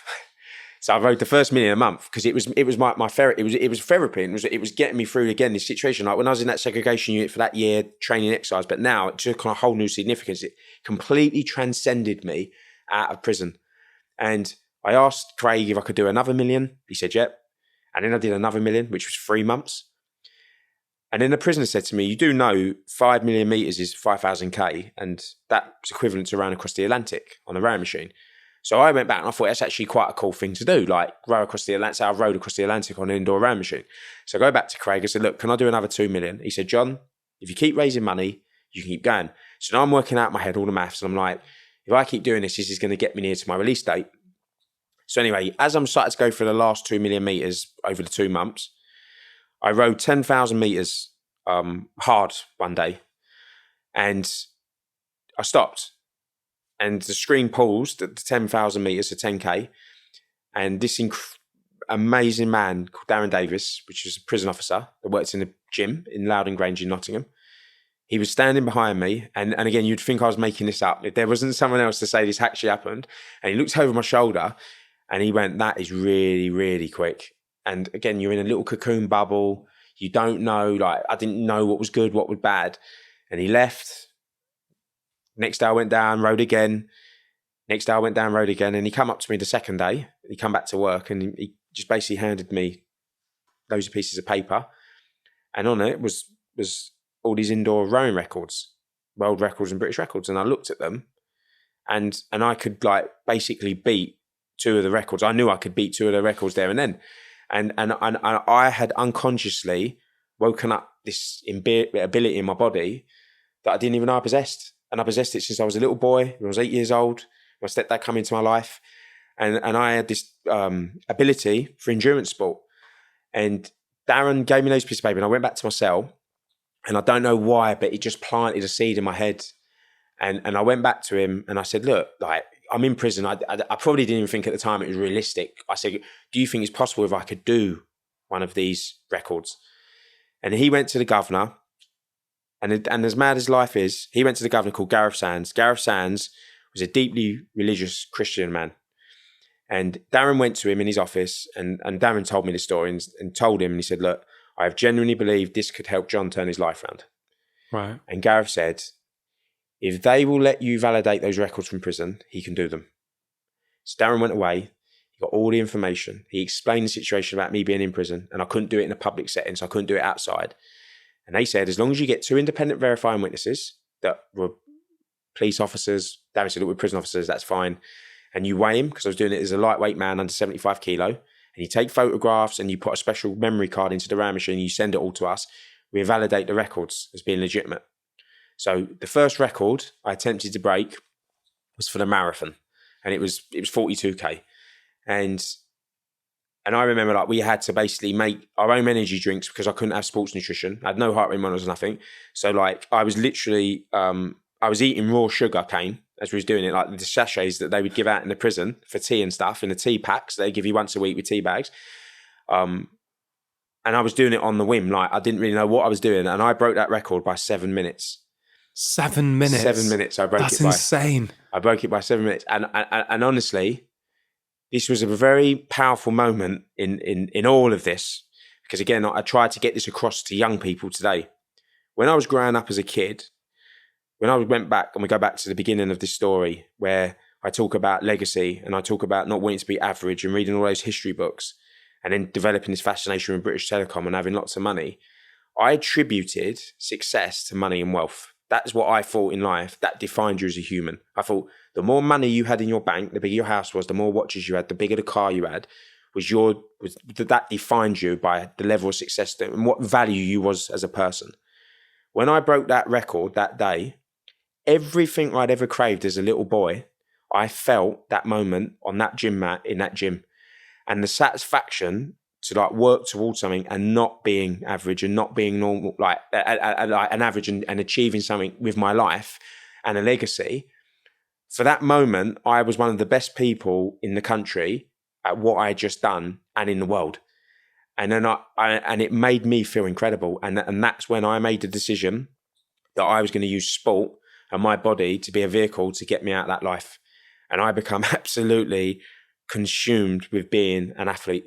I went down to the prison library again, like we go back to the beginning of the story in the segregation unit. And there was this little old lady that worked in the library and she was sending out, because she had to put special requests into the outside library to send in books on sports nutrition, on training, on heart rate zones. I started to understand what a protein was, what a carbohydrate was, glycogen. I understood about the heart. I wanted to become, I studied being an athlete. But the most important part of this was Darren started bringing me in books of athletes, of Olympic athletes. Now, I'd never had no exposure to these sorts of individuals as a young person or when I was in prison. So everyone that I ever saw with my mindset did what I did. They were all driven, they were all focused. Suddenly, I'm reading books on James Cracknell, Steve Redgrave, Lance Armstrong. I'm reading through these books and all the characteristics that I could relate to them. And I'd never seen this group of people before that I could relate to on a level. Like the only people I could ever relate to were people that did what I did years ago. And it reinforced more that is what I was going to do when I got out of prison. I was going to be an athlete. So within the next 16 months, I ended up setting 3 world records. In prison, and 8 British records on indoor RAM machine or multiple different distances. And I got on my first parole board. I think it's a given. I think there's no way they're not going to let me out. And genuinely, like, I've changed. Like, I've genuinely changed. So in your head, you've changed. You've done all this great stuff in prison. And you think, I've stand a really good chance here being released. I thought it was a given. I didn't even contemplate that it wasn't a given. I thought, like, even the probation officer that sat with me was like, she says, remarkable. Like, your application for release, what you've managed to achieve is remarkable. So I'm thinking, I'm going to go in front of the judge. It's just going to be a tick the box exercise. They're going to sign the thing and they're going to just let me walk out the gate. And we sat there, and the judge said to me, he said, "What are you going to do when you come out of prison?" And I said, "I'm going to become a professional athlete." And he looked at me, and he was old. He was 75 years old, or maybe a little bit older than that. And he put his glasses on the bridge of his nose, and he leant back in his chair with a smile on his face, and he said, "Of all my years of sitting on parole hearings, you are the first person that's ever said to me that you want to come out of prison and be a professional athlete." But I absolutely categorically believed in what I said I would do. I honestly, I was so convinced, I would visualize it. When I was on that round machine and I would train, I'd visualize when I got out, this is what I'm going to do. I'm going to be an athlete. I'm going to be the best at what I choose to do. I'm going to be successful. And I used to go through this process of visualizing it. And then the more the records I set, the more it encouraged me. But Darren, my relationship with Darren in his part of this journey was, I'd never had a male in my life that had an interest in me to be successful for no gain. He didn't have no gain whatsoever. Like, he used to come in on his days off when no one was paying him, back into prison to sit with me to do records because he believed in me as a person. And we would sit there and we would talk about his family, my family, and he become like a confidant. Like, I would enjoy going down to the gym, not just to train, but to actually sit there and talk to him. And he'd bring me in books. And I actually think, like, in some regards, being in prison, it was quite frowned upon on his side. Like, he was a prison officer, and I don't think necessarily some of the prison officers liked the fact that he formed this relationship with me. Because when I got transferred out of that prison, I went to another prison. And obviously, like, a prison officer writing a letter to a prisoner is a big, big no-no. Like, because staff corruption and so on and so forth. So he wrote a letter to the prison that I got moved to's gym department to pass on to me. So that meant it went from prison officer to me. So then it wasn't directly to me. So he kept it in official channels to wish me all the best, to say, look, I know you can go out and you can be a successful person. I've got absolute confidence in you. And I remember when the prison officer gave it to me, he laughed. And he went, "Why on earth is he writing you that letter?" And he thought it was funny, like, because I was in prison and he was a prison officer. But he said, Darren said some stuff to me amongst the records. And when I broke the world record for the most amount of meters rode in 24 hours, I remember when I was on the mat, there was like blue gym mats in the gym. And it was just me and him left. And there was a couple of other prison officers and they went out. And I'll never forget, and this stays with me to today. And he said, if you come out of prison and you come back, it will be the biggest travesty I've ever seen as a prison officer, because you've got the ability, not just physically, but you've got the ability to be able to suffer. And when you put those two things together in a sporting prowess and the ability to suffer, even you'll be unstoppable. He went, "Do not come back."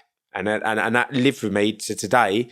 I always have that as a mantra. Like, when I race today in Ironman, I always remember what he said to me about having a gift and not wasting it and doing something with it. Yeah. So at that first meeting where you were convinced you were going to be released, were you? No. They when I got the parole board, because the judge said, I've never heard that in my life, but he said, he actually said to me, my release plan wasn't based in reality. And he said that he thought I was setting myself up for failure. And do you know what? I don't hold any hard feelings towards him whatsoever. And I made a deliberate attempt when I got out, and the way my life's unfolded. And it wasn't arrogance, and it genuinely wasn't. I made sure that all the police officers, or the main police officers that arrested me, and the judge and all the people on the panel got a copy of my book, right? And it wasn't arrogance.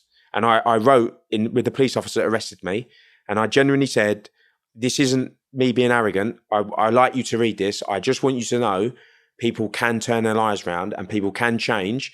And I thank you for what you did by what you had to do as your job by putting me in there, because it was the best thing that's ever happened to me." And I just want you to know that people can change.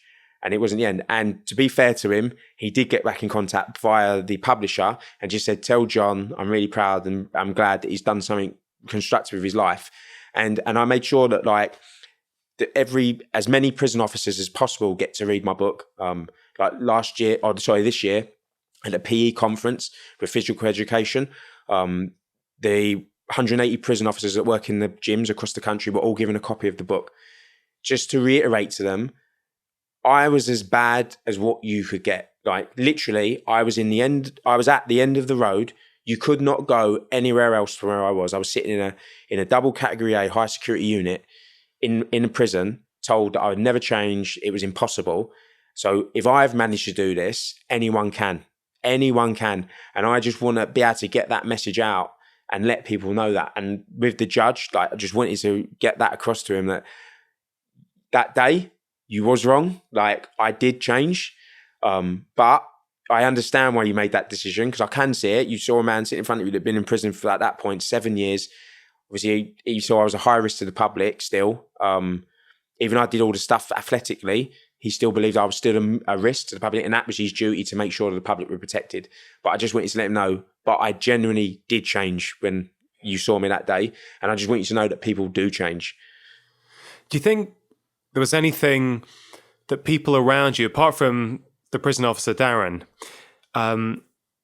like in terms of thinking about other people who are in prison now and maybe are playing the system or doing what they have to do to survive, is there any way with hindsight that people could have identified, hey, you know what, John has changed now, something is different in him. He really is changing. Maybe it is time to release him. I think a lot of the time, a lot of these decisions are based on fear.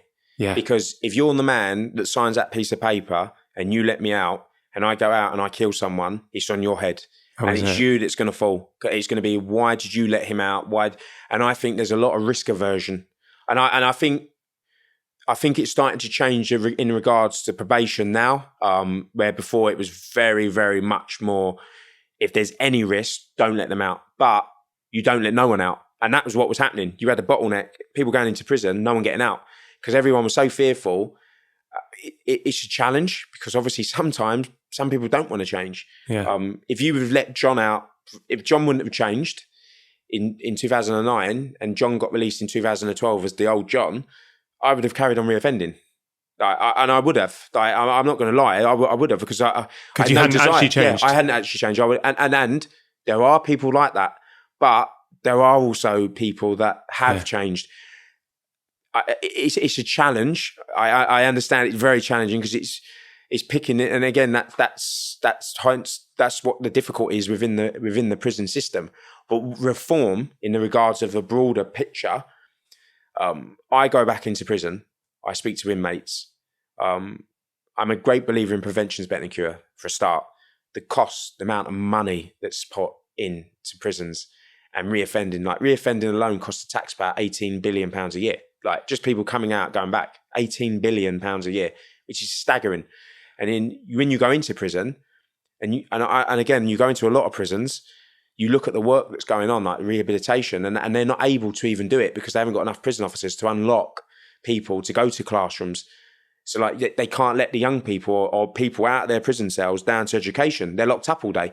So you're locking them up all day, and then eventually their sentence runs out. You just let them back out into the streets. So there's no rehabilitation going on. And that's why I've been such a big advocate of I think prison officers do a tremendously difficult job, like with the resources they've got. But it's a challenge because you need to put that investment into these places, but then also you need to put the investment into prevention of stopping people from going into these places in the first time. And then obviously you go into a bigger social issue with school exclusion and so on and so forth.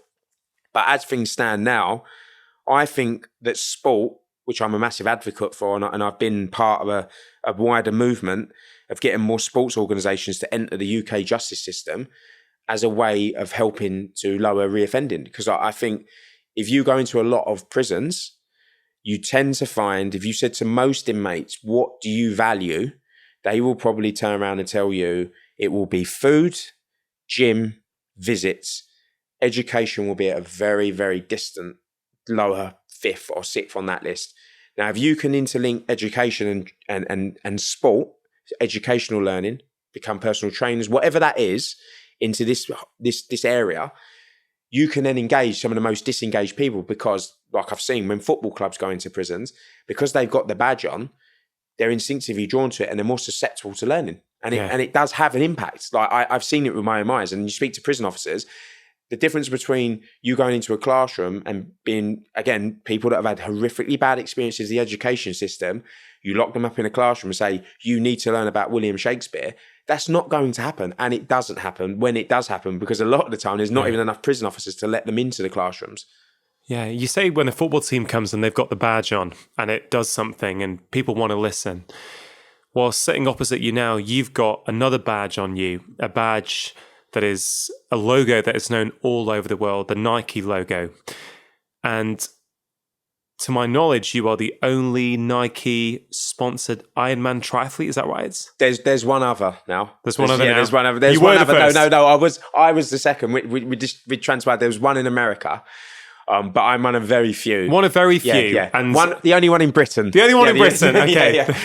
And so, I mean, that in itself is incredible. And another incredible part of your hero's journey, as it were, is you get out of prison, you finally do get released. You know, before I move on from that significant moment, you've obviously been released from prison before, but last time you hadn't changed. This time you were a changed person. So do you remember what was it like walking out?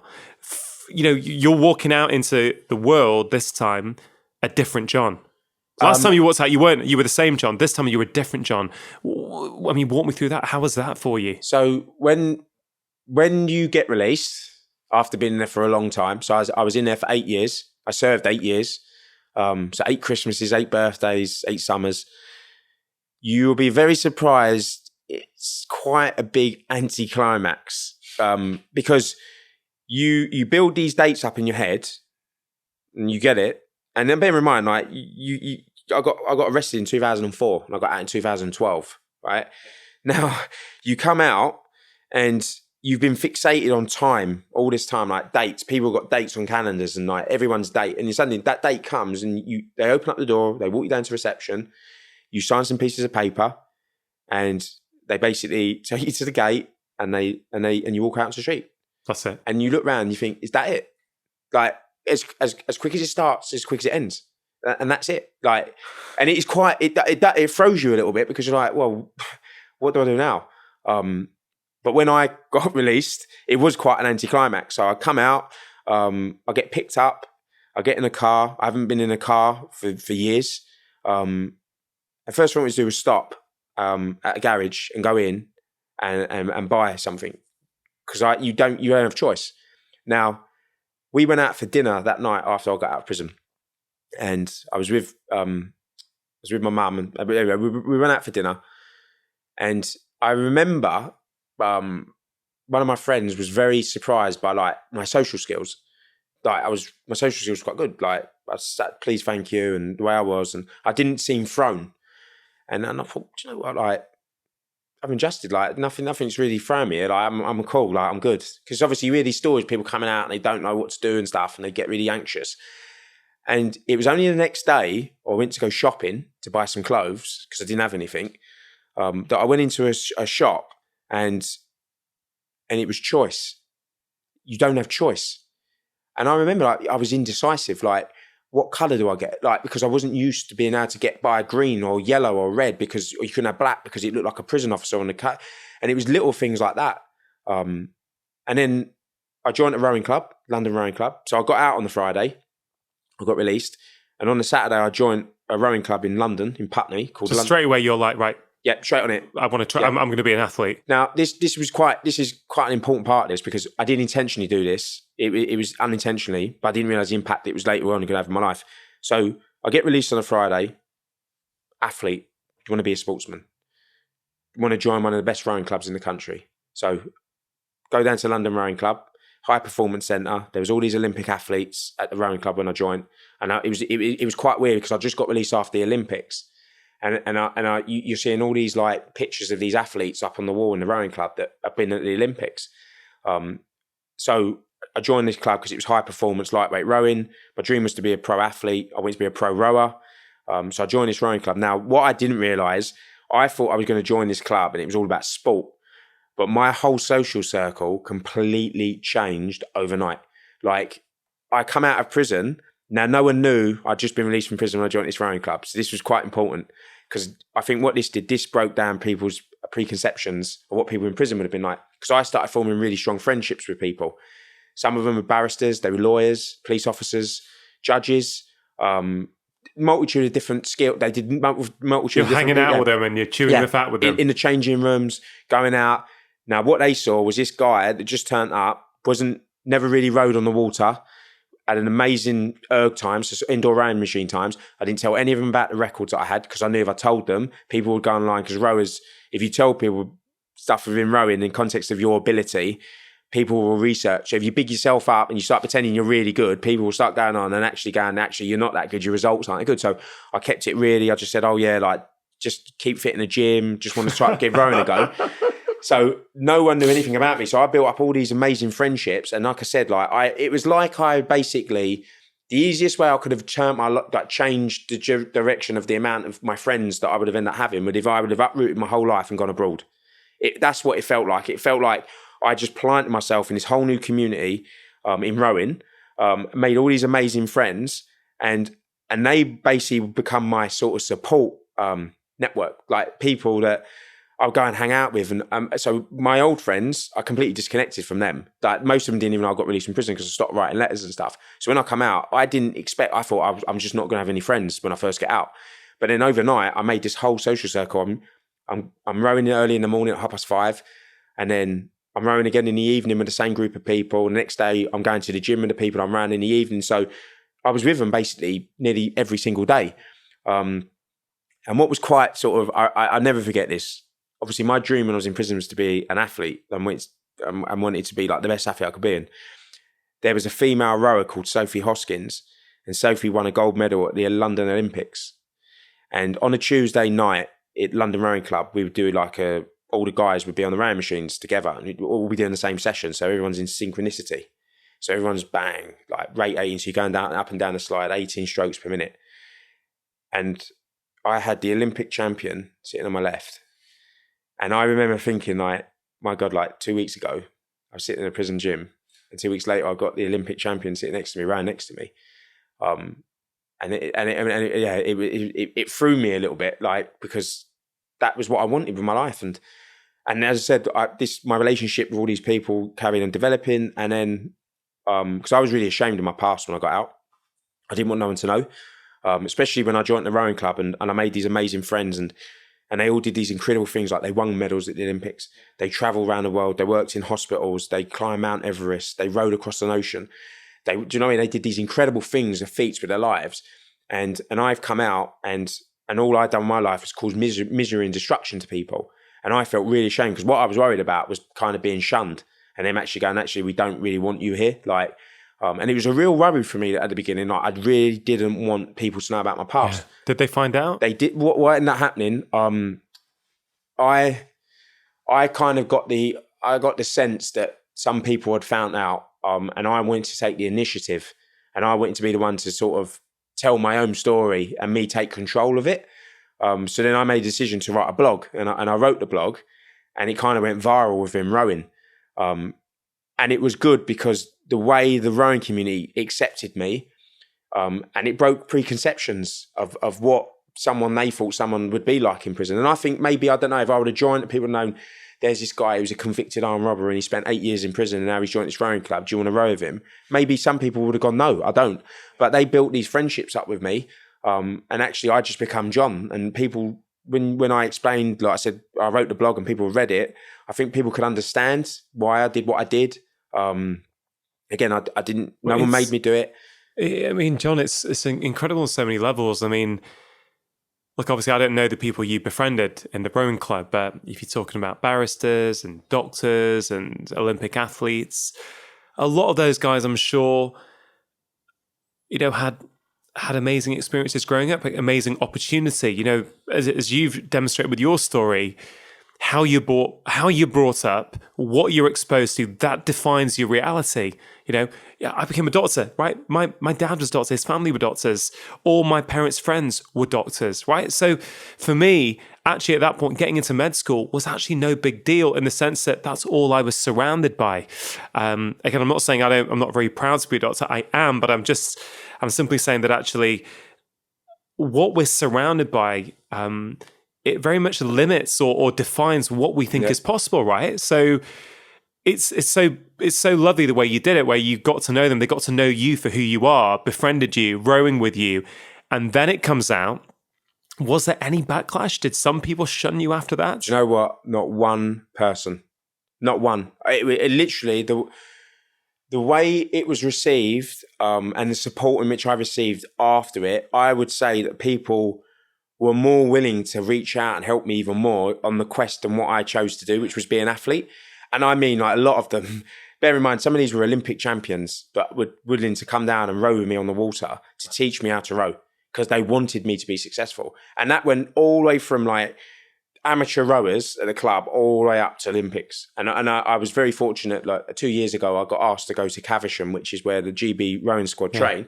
And I got asked to go down and speak to all the athletes, which to me was a massive honour because like that was something I wanted to do. Like, and to go into that high performance environment and meet the people that you look up to. But that was the level within the British rowing that the whole sport just was supportive of me, and they have been up to this day. Yeah, is that blog still online today? Yes, it is. Is it? Yeah, I think it's still there somewhere. We'll find it. I'll link to it in the show notes. I actually want to read it because I'm super interested as to what you said in that blog, to the point where no one shunned you; they just wanted to help you, and I imagine you would have been very honest. And but I'm looking forward to reading it. We'll definitely link to that. So you were training. You know, you've come out of prison. You're a changed person. You want to be a pro rower. You've joined this club. You're training with these guys, but you don't become a pro rower, do you? You go into a different sport. So, you know, what happened there, and what happened to end you up being sponsored by Nike? So, I'm a realist. I was 29 years old when I got released, nearly 30. So I was literally just touching 30, basically. When you go into a sport like rowing, you kind of realise it's kind of like swimming, to regards of if you've not done it from a young age, it's very, very challenging to take it up as a grown man and get to that level in which you want to get to, which I wanted to get to. So it's technique driven, right? It's highly like, people think rowing's a very easy sport and you use your arms. You don't use your arms. Rowing is very technical. It's like swimming. And I'm getting to swimming at the moment, and I'm learning, and I'm obsessing on YouTube videos, and I'm trying to watch them. I'm thinking, man, I wish I'd learned this as a kid. That's what I used to do. I used to sit there watching row at night. I'm doing 2 hours a day at the moment. I'm watching it. Oh, that's how you get in the water. That's how you catch the water. You know, I'm obsessed. But you don't realise how technical it is until you start doing it. It's challenging, and even though physicality, my heart and lungs, and my mindset, I had the attributes to do it. Like I would train with people that went to the Olympics, and you realise that like you're not a million miles off them. But technically, I was light years, and I knew I took up the sport too late to get to that level. So when I was in prison, I used to watch Transworld Sport on Channel 4. I remember Transworld Sport. So I used to watch that programme. And on it one day was a sport called Ironman, which was a triathlon. And they were showing the World Championships in Kona. And I remember watching this program. And actually, I'll find you this blog, because I say it was a blog. When I was in prison, me and Darren drafted up what my aspirations were when I got out of prison. So just to show you that this isn't me making this up as I've come out, and then suddenly it makes a better story. So I watched this episode of Transworld Sport. I see Ironman. And I thought to myself, I'm going to do one of them one day. Right, whilst I was in prison. When I come out, no desire to do triathlon or Ironman. It wasn't what I was after. It was rowing. So anyway, I'll get to a point, rowing for 6 months, and I thought, right, I'm not going to get to that level in rowing that I want to get to. What other sport can I do where it's not team based, so I can't slow other people down? Because the problem is with rowing, you row in a crew now, but you row at a crew at your ability level, really. So I'm not going to be put in a boat with 3 other Olympic champions if I'm really bad novice. Do you know what I mean? Because obviously I'll kill the boat speed. So when you do an individual sport, it's all on you. So if you put the hard work in and the discipline and dedication, you can't slow anyone down if your technique's not that great. So it was either me row on my own, which I wouldn't be able to get to the level because obviously you limit yourself then to where you could row in a boat. Like if you're only rowing on your own, you can only do a certain amount of races and stuff. So it was like, right, I have to do something else. So I go on the internet. I went on Google. I typed Ironman in, and I'll never forget this. The only Ironman race I could do was Ironman UK because I wasn't allowed to leave the United Kingdom because I had a travel ban when I got released from prison. So I couldn't travel without asking permission. And so Ironman UK was the only one I could do, and it was in Bolton. So I go onto the entry, it's sold out. There's no entries left. So I'm thinking, right, how am I going to do this? So then there was at the bottom of the link there was an entry via charity. Yeah. So I clicked on that and I got in on a charity entry like 6 weeks out from the race. So I enter it and then I went and bought a bike. I hardly had any money when I got out of prison, so I bought this bike. It was way too big for me. It was like 2 sizes too big on eBay. Got the bike, bought a wetsuit. I had 6 weeks to train for this Ironman. Now I'm very fit still from rowing and all the training I've been doing in prison because I got released from prison. I'm still training. I'll come out, start rowing like professionally. So I'm doing 20 plus hours a week training. So I'm aerobically, I'm really fit. So basically I go down to Serpentine, start watching videos. I teach myself to basically swim, watching these videos. And I'm in Ironman UK. So Ironman UK 6 weeks out. Hold on. So you couldn't swim? Couldn't swim. Literally, because again, sometimes people might listen to this and go, there's no way he's done this. So I get released in November 2012. I was rowing for like 6 months. And then I did Ironman UK in July of 2013. So within that space, I was rowing on the water. Then I made a decision to do Ironman UK 6 weeks out. So I turn up at Ironman UK, teaching myself to swim 6 weeks previous. So when I turn up at Ironman UK, I had never ridden a bike for 180k in my life. The furthest I'd ever ridden a bike was 80k. 180k was the bike leg. And then you obviously have to run a marathon. Yeah. And I've never swum further than 3.8k. So I've never done that. Yeah. So I turned up to Ironman UK and I'm not saying this arrogantly. I'm genuinely, I'm not saying it arrogantly whatsoever. But there was a couple of emotions that happened when I completed the race, right? So one, it wasn't as bad as I thought it was going to be. It wasn't. I wasn't mega fast. Like I did the Ironman, and Ironman UK is very hilly. So I did it in 12 and a half hours. And I think I was in the top like 150 or 200. And I remember, but when I ran down that finishing chute in Bolton Town Centre, it was smashing down with rain. But I got so emotional because it was like, my God, I feel like I've just achieved something so great. Like, because it was something I'd done since I've been out of prison. And where I thought about that in prison, I thought I'm going to do one day. And I never expected it was going to be as soon as it was. Yeah. And I thought, right, that's what I'm going to do now. And I did Ironman UK and I've crossed the finish line. And I loved it. Like I felt really emotional and I felt this wave, this sense of accomplishment and achievement. So I thought that's what I'm going to dedicate my life to. I'm going to be a triathlete. I'm going to be the best triathlete I can possibly be. And then I went to a human performance lab in Essex and they did like some testing on my heart and lungs. And the woman said to me, so I explained to her, I just did Ironman, told her how quick I did it and stuff. And I said, like, this is the rowing history I've had in and out of hours. She did this VO2 max test and all these lactate tests. And she said, you've got the ability to get to an elite level in triathlon if you train your body correctly. And that was all I needed to hear. And then I went off. I made a lot of mistakes though. Like because what became detrimental to me, because I was so driven and I was so determined to be successful at something, I end up not being coached and I trained myself into the ground. Like literally I overtrained and I got post-viral fatigue. I got really ill. I had to injured? Not injured, but more internally. Like when I got sick and I got a virus, I did a full distance Ironman on a virus, and it sent me over. It sent me over a cliff, and I had to have an ECG. And but again, it was a learning process. It was having the awareness. I didn't have the skill set to coach myself because I was so blinkered. So because again, to me, being successful as an athlete was my way of proving to the world I wasn't a piece of shit. that I wasn't some scumbag that spent his whole life in prison, and I was actually good at something. And I was so consumed and intoxicated by that, it became my Achilles heel. So because I could suffer and because I could hurt myself, like I went, and again, it's not arrogant, but I went from basically being a non-runner to being able to run like a sub-3-hour marathon in training within about 8 weeks. I mean, I used to run around Battersea Park. I used to run a marathon every Sunday around Battersea Park. And every day I did it, what ended up happening, or every week, I'd get quicker and quicker and quicker. And it was like being on an ergo again. The splits get quicker and quicker. But the problem is I wasn't recovering. No. And I just kept thinking, when I felt like crap, I just got to man up. Like, I don't want it. Like, if I'm not suffering, if I don't wake up feeling like I've got a hangover because my body's so depleted, that it means I don't really want it. I'm being lazy today. So I'd go out and I would do it again and I'll do it again. And eventually you start digging a massive hole. And I couldn't get out the hole, and I ended up overtraining and got sort of sick. For me, it really strikes me that your mindset has always been critical in anything you've done, whether good or bad. I don't even like the terms good or bad. The choices, right? Aren't they? Everything's just a choice, and every choice has a consequence. But there's something about you and your mindset that it's just incredible, really, in terms of, yes, how much you'll suffer, how much you'll push yourself.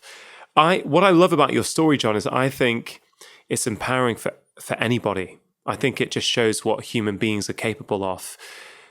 But do you think you are special in the sense that you do appear to have some superhuman physical abilities? You know, you do an Ironman when you can't really swim. In 6 weeks, you teach yourself how to swim and you do it.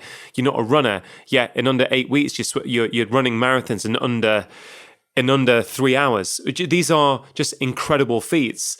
And so have you ever thought about it, that you are like a genetic specimen in some ways? No.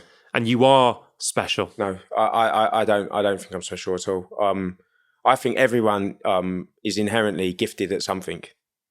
Like I was having this conversation a little while ago with a secretary in an office. I'm the receptionist. So I always like talking to people. Yeah, I'm in me too. Yeah, I love it. Like, I love finding it's great, out isn't it? Yeah, it's just like, I was sitting down and the lady's there, she's working, and I'm waiting to have this meeting, and they've kept me in the foyer, and she's chatting to me, and she says, "What do you do?" And she's typing, and she's talking to me, and I said, I do triathlon, I do Ironman and stuff. She said, "I see, absolutely incredible. Like I could never do that." I said, "But I could never do what you're doing now." And she said, "What do you mean?" I said, "You've not looked at me once, and you've just typed for like minutes." Like, she's just there. And I said, "It's a learned skill. It's a learned ability. You've learned to do that. Like, I've learned to be good at what I do because I do it every day. Like, you do that every day." And I just think, again, like, I think this comes back to, I know I might be going off subject a little bit here, but I often say this to kids when I talk to them about imposter syndrome. So when I go into a situation where, like a little while ago, I had a meeting at 10 Downing Street, and Theresa May's policy advisors were there, and we was talking about opening up schools over the 6 weeks holiday to make them into community centres. And when I left that situation, I remember quite a few of my friends said, like, do you not feel nervous? Like, you're going to 10 Downing Street and you're talking to all these people that are political aides. Like, I said, but why should I? Like, why should I feel like that? They're humans. They're no different to me and you. They've gone to university. They've learned a skill set, which has allowed them to have a job that works in politics. Like, I'm good at what I do because I do it every day. They're good at what they do. We've all got skill sets. We're all good at something. And I just think in life, I think we've all got talents and abilities and skills, and the ability. And I feel like as well, everything that we've spoken about here, there was never no self-limiters. So I didn't limit myself because I had no limits to gauge off what was good or what was bad. I just did what I could do. I never sat there and gone, "Oh, I can't do that because sub 3 hours is really quick," because that's how many percentage of the population can do that, because I didn't know that it was really quick. It goes back to that story when you were in solitary confinement and you're training every day to get through, to give yourself that control. You don't know what's good. You don't know if 20 press-ups is crap or world class. So you just do what you can do. If you have a blank canvas, if you don't know, but by you not engaging with the athletic world, you don't know what's a good time. Yeah. So you just do the best you can do. I think that is so empowering. You shared a story when we had a bit of lunch just before we started this conversation about young people, about was it an underage prison you visited, and the things you said to that girl? I wonder if you could just share that. Just to go back a little bit, because everything we've spoken about so far today, I would always say that it has always been about me. Like before, it was about money when I was a kid. Then I realised I was good at sport. It was about medals. It was about Ironman. And I believed, even when I changed, that I still wanted to achieve something in my life. And I thought legacy then was by being really good at sport and winning medals and having all those records and having all those placards on my wall indoors. And that would define me as a person by my legacy.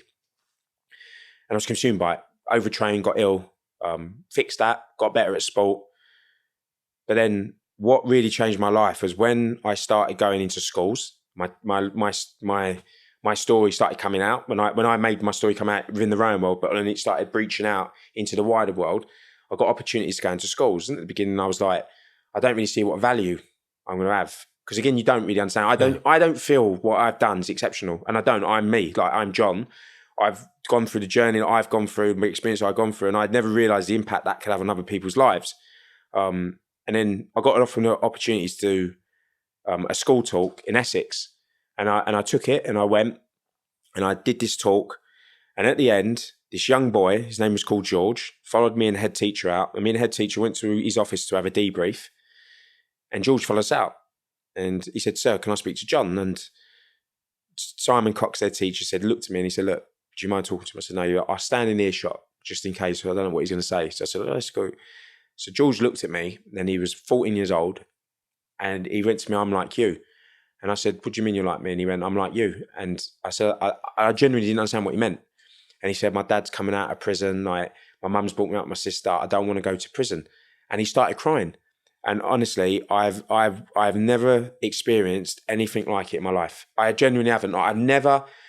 It was such a powerful moment to know I had impacted on that young boy's life. Where now, whatever I said to him, he was highly susceptible to listen to what I was about to say because he could relate to me.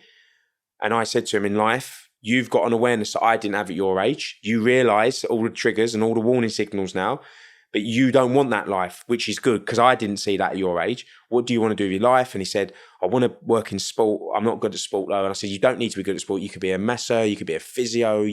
There's so many other occupations within the sports world that you can do. You're in a school, it's geared up for sport. They want to encourage you and help you and stuff." So, and I stayed in contact with George and I used to phone up the school. And Simon Cox, head teacher, used to put George on the phone in the office, and I used to chat to him in the car on the way to the gym. Every now and again, just to keep him in. And the most, and honestly, man, like it's like Simon Cox phoned me up when he did his GCSEs, and he was walking around the hall, and I'm not there. I'm not there. Like, I don't know this. And George puts his pen down in the GCSE hall and sits back. And Simon goes over to him and says, "What's wrong, George?" And he says, "I can't do it, sir." He went, "I can't do it." He said, "Why can't you do it?" He went, "I can't." He went, I can't do it." And he said to him, "George, what would John tell you to do now?" And Simon said, "I walked away and I looked back," and he picked up his pen and started writing again. And when he told me that story, mate, honestly, man, it got like, even now, it was so powerful. It was so powerful. And then he sat his GCSEs and he ended up getting a C in that grade. And then he signed on to college. But to have that impact over a young person's life where they listen to what you're saying, I realised then that was my calling in life. And then I realised I had this awareness again in my life, which you constantly have and you develop and growing, that legacy is actually, it isn't about money and it isn't about winning stuff. It's about you having a positive impact on other people's lives and lifting other people up.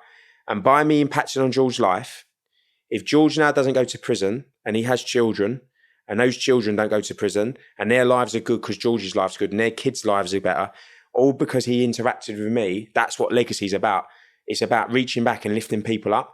And I realised I was in such an incredibly powerful position and influential position where not only could I have that impact over a young person's life, but I was able to go and have meetings at 10 Downing Street and go and have meetings with politicians and go and meet big brands and corporations where they wanted me to go in. What that then did for me was able me to unlock opportunities for other young people to have a better life, which I am happy to say that I'm able to do by the proxy of using my life. Because let's be honest, lots of people, it's the story. And I have always said this, like I was very fortunate I got asked to go to the Conservative Party conference a couple of years ago. it's irrelevant what my political beliefs are, but the fact of being able to have an audience of people that can make decisions that can affect the lives of millions of people, to me, that was an honour and a privilege to come from where I've come from, to be able to address those people. And to have that platform to be able to influence change, and then politicians come up to me at the end and say, I can't believe you sat in prison for 10 years for what you did, by the way you conduct yourself and the way you are and what you've done. And I don't see it like this, but what an inspiration you are now. You're an amazing person. You're an amazing athlete. And I say, but you must remember, I'm no different to the 90,000 people sitting in prison. I was given an opportunity and I chose to take it. So that's why it's fundamentally important that those other 90,000 people are able to change and turn their lives around and be given the right opportunities to turn their lives around. So it allows me to connect up the dots to people because they can relate to me. So when you sit in front of them, they can look at me and relate to me on that level. And I'm like one of them. And that's what's important, because then when you can connect the dots up and show them that I'm not different to these people, I'm exactly the same as them. So if you think this about me and you look at me now and laud me, these other people are capable of doing what I've done. I'm no different to those people. I was once that scumbag that was sitting in a maximum security unit with suicide bombers. If you looked at me then, you would say, he's a piece of shit, never let him out of prison. Where now you don't say that. So it's connecting up the dots. And as I've gone through that journey of going into prisons, and it's been a life-changing experience for me. It really has. Like when the story I was telling you about earlier, like when I went into an STC, which is a secure training center. So it's technically a prison, but they can't call it a prison, and it's for children. And I walked into this environment. I had never seen children in prison under the age of 18. I've seen young offenders, like young men. I'd never seen girls in prison. So I go into this STC and it's a mixture of girls and boys mixed together, but they're on different housing units. And I was asked if I would like to go on a housing unit and look where the children slept. And I agreed. I said, yeah, I would like to. I was interested to see what it looked like. And we walked on this spur. They try to de-institutionalize it as much as they possibly can, so that it doesn't look like it's a prison, but you can quite clearly see there's bars on the window and stuff. And they got a sofa and they got a big TV. And then the prison officer was like walking me down with the governor, and we stop outside a massive metal door like I was put behind. And he puts the key in and he opens it up and he opens it. And then I walk in and it was literally like a little girl's bedroom. And it threw me, mate. Like, honestly, like it's so hard to verbalize how it made me feel. Yeah. I looked on the wall and there was pictures of a mum. There was letters that her mum and nan had sent her. And I was upset for her. But then I was enraged when I left that how young people have failed so bad.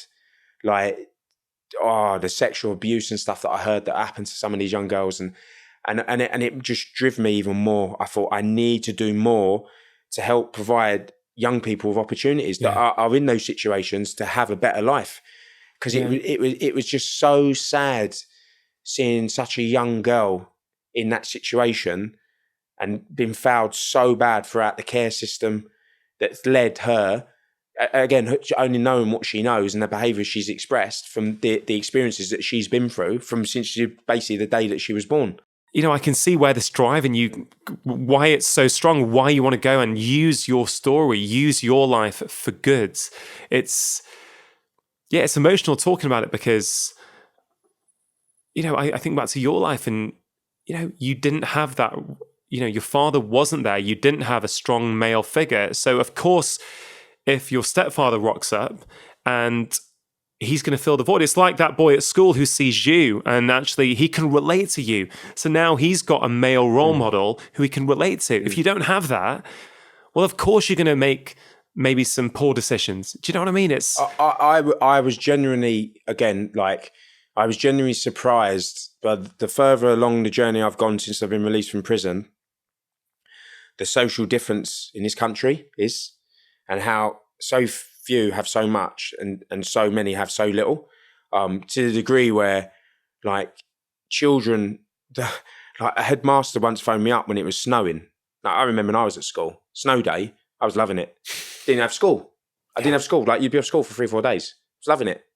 And headmaster phoned me up in Essex and I developed a really close relationship with him. And he said, we've had to close the school. And I said, I bet the kids love it. And he said, John, he said, I feel so bad because I know today, for the next 2 or 3 days probably, that probably about 70% of my school will not eat a meal for breakfast or lunch because they're solely reliant on the school providing those meals because the kids aren't eating when they're home because the mums and dads haven't got the money or they haven't got the food to eat. And then you start all the stuff with, I never understood for a moment, like, not being a female, but then there was problems with girls with tampons. They were truanting from school when they was on their periods because they couldn't afford Tampax. And you think, how on earth is it that bad? And then obviously you go into the prison service and you look at the cost that gets spent on incarcerating young people. Like the chairman of Brentford Football Club coming on a visit to Feltham Young Offenders. And he was standing with me and he's a businessman. He's a very intelligent man. And I said to him, I could halve the cost of the young offenders prison estate like that overnight, straight away, one decision. And he said, how could you do it? So I said, so each one of these kids today running round costs the taxpayer £75,000 per year to incarcerate in this place. He said, yeah.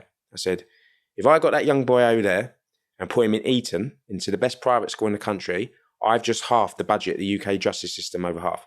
So how can it make sense that it costs £40,000 to send a kid to the best private school in the country, but £75,000 to incarcerate them in a young offenders institution? If that's not lunacy, I do not know what is. And I don't understand for the life of me why this has been allowed to continue. And it's like, and when I speak to my friends, there's just no awareness of it that in society that this is a problem. Like you see people that they're talking about when we leave the EU and it's going to cost £39 billion, and you think we're spending £18 billion a year on reoffending. And you look at this and you think, how do people not see these numbers? And we're building more prisons. We're so judgmental as a society. We look down on so many people in terms of where they've ended up in life, and we don't realize that could absolutely be me or you, just for life circumstance, and a few little minor decisions here or there can absolutely influence the outcome. And it's something, I obviously talk a lot about health, and health inequality is a massive thing. Depending on where you grow up in this country, your health, your lifespan will be different. Could maybe up to 10 years, just depending on your postcode.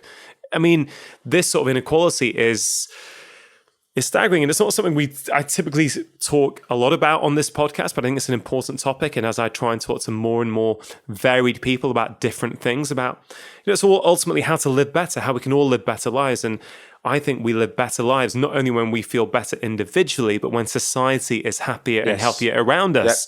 It's very hard to be happy when, yes, you're individually doing well, but people around you are struggling. Yes. I think But we are all on the same rock. We're all on this earth at the same moment in time in history. Like we're all here together, and we're all going to end up in the same 6-foot hole at the end of it. So again, my belief is the fact we should work together and we should help other people. And that's what life should be about. It shouldn't be about profit constantly, like selling you stuff constantly. It should be about working together and helping your fellow man. Because like you said, society, community becomes so much better by living that sort of existence. And when we don't live it, you see all the disharmony that's going on in the world today, and all the hatred. And exactly, it's getting to that point now where we can't keep doing things the way we've always done them. So it's getting more and more toxic, and it is about that. It is about that compassion. I think that's what is really missing in society. But John, this is by far the longest conversation I've ever had on the podcast, and I actually feel we're just warming up. So I'd love at some point, I think we better start wrapping this up, but I would love to continue this at some point and have like maybe an in-depth conversation on the work that you're currently doing. You're talking to government, you're talking to schools, so maybe we can do that at some point. 100%. But I think in terms of this conversation, you couldn't make up your story. I told you this before you came in, and I know it's hard because I don't mean this in a disrespectful way, but if your story was being made into a Hollywood film, I don't think you'd believe it. I have been told that a few times. I mean, how does it feel to you to hear that? It's hard, isn't it? Because I've lived the experience, so I've gone through it, and I feel like you do compartmentalize your life. Yeah. You do it, and I suppose that's how you overcome stuff that goes on, like traumatic experiences and stuff.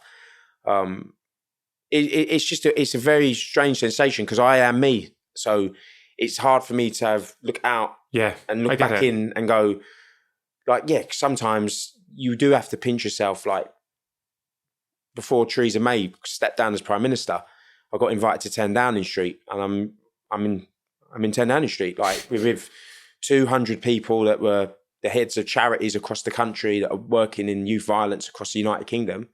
And I'm standing there, and Theresa May, Prime Minister, on a podium at 10 Downing Street, starts referencing my story, saying to them about we as a society can't give up on people, and then referencing me and saying because of John McAvoy, like what he's managed to do with his life, he's gone on and he's accomplished what I've done. And it was surreal, like, Yeah. and that was, I would say that's probably one of the biggest moments of this whole journey, in the context of it being quite surreal, that you look and go, the Prime Minister of the country stands up and references me in a room for the Says people your that was in name. it, yeah, and actually references what I've done from where I've come from. Yeah. But that was quite a surreal experience. But it is hard when you've lived it. That's my norm. Given that it is your norm and it's got you to where you are today, do you regret anything? I regret what I did deeply, but I don't regret the experiences that I've gone through, and I don't regret being in prison for 10 years. I regret what I did to go in there, but I don't regret being in there. I'm not bitter about anything. I'm not hateful, resentful. Has that been hard for you not to be bitter? At the beginning, like not now, but when I was in there, I was quite bitter, Yeah. hateful, resentful towards the system and everything that it stood for. But since I decided to change the course of my life round, no, like I've just moved on with my life, and I just believe it's a journey. And do you know what? I'm not a religious man. But there was one event before we close up where I was at the Wells Book Festival down in Somerset. And before I went and done it, I asked the organisers when I was there that day, I said, like, what's like the demographic of the audience? And they said, very white, middle class. It's probably one of the most affluent areas in the country you can live. It was very like Nick Clegg was talking before me. And then I was like, okay. And I thought, I'm really going to be in for a tough time after I've stood up, like, and so all these old people have come in and we do this talk, and then hands are going up. And these old people are like, we want to give you money. We want to give you money to help you doing what you're doing. Like, wow. And I was blown away. And then when I was standing around, a couple of them introduced themselves, saying hello and stuff. And I used to be a Roman Catholic when I was growing up, Irish family. And I stopped believing in God when I went to prison. And this priest come up to me at this Wells Somerset Book Festival, and he put his hand on my shoulder and he said, the book Redemption, because that's what it's called, he went, has that got a religious connotation to it? I said, no. He said, are you religious? I said, I was a Catholic, but I stopped believing in God, ironically, when I went to prison, because I thought, if there's a God, why am I in this bad situation? As mad as that seems, what I'm saying to is that justification, like saying, if there's a God, why has he let me come to prison? And he put his hand on my shoulder, and this will live with me for the rest of my life, and the hairs on my neck stood up, and they will now. And he went to me, I have never seen a man put on earth to do what you're doing more clearly than what you've been put on earth to do. And he went, you might not believe in God, but Jesus believes in you. And I'm not saying this, I'm not religious now, but it was very powerful when a man because I respect other people's religions. Yeah. It's very powerful when a man that does believe in God believes that there's some greater being for you, and the reason why you're doing what you're doing is for a calling in your life. And I don't believe in God, but I believe that what I'm doing today was my calling, and I believe that was what I was put on earth to do. And that's why, like, again, someone once said to me, like, do you ever get nervous if you stand up in front of 2,000 people and speak? And I don't, because even if I tried to mess up what I was about to say, it would be impossible.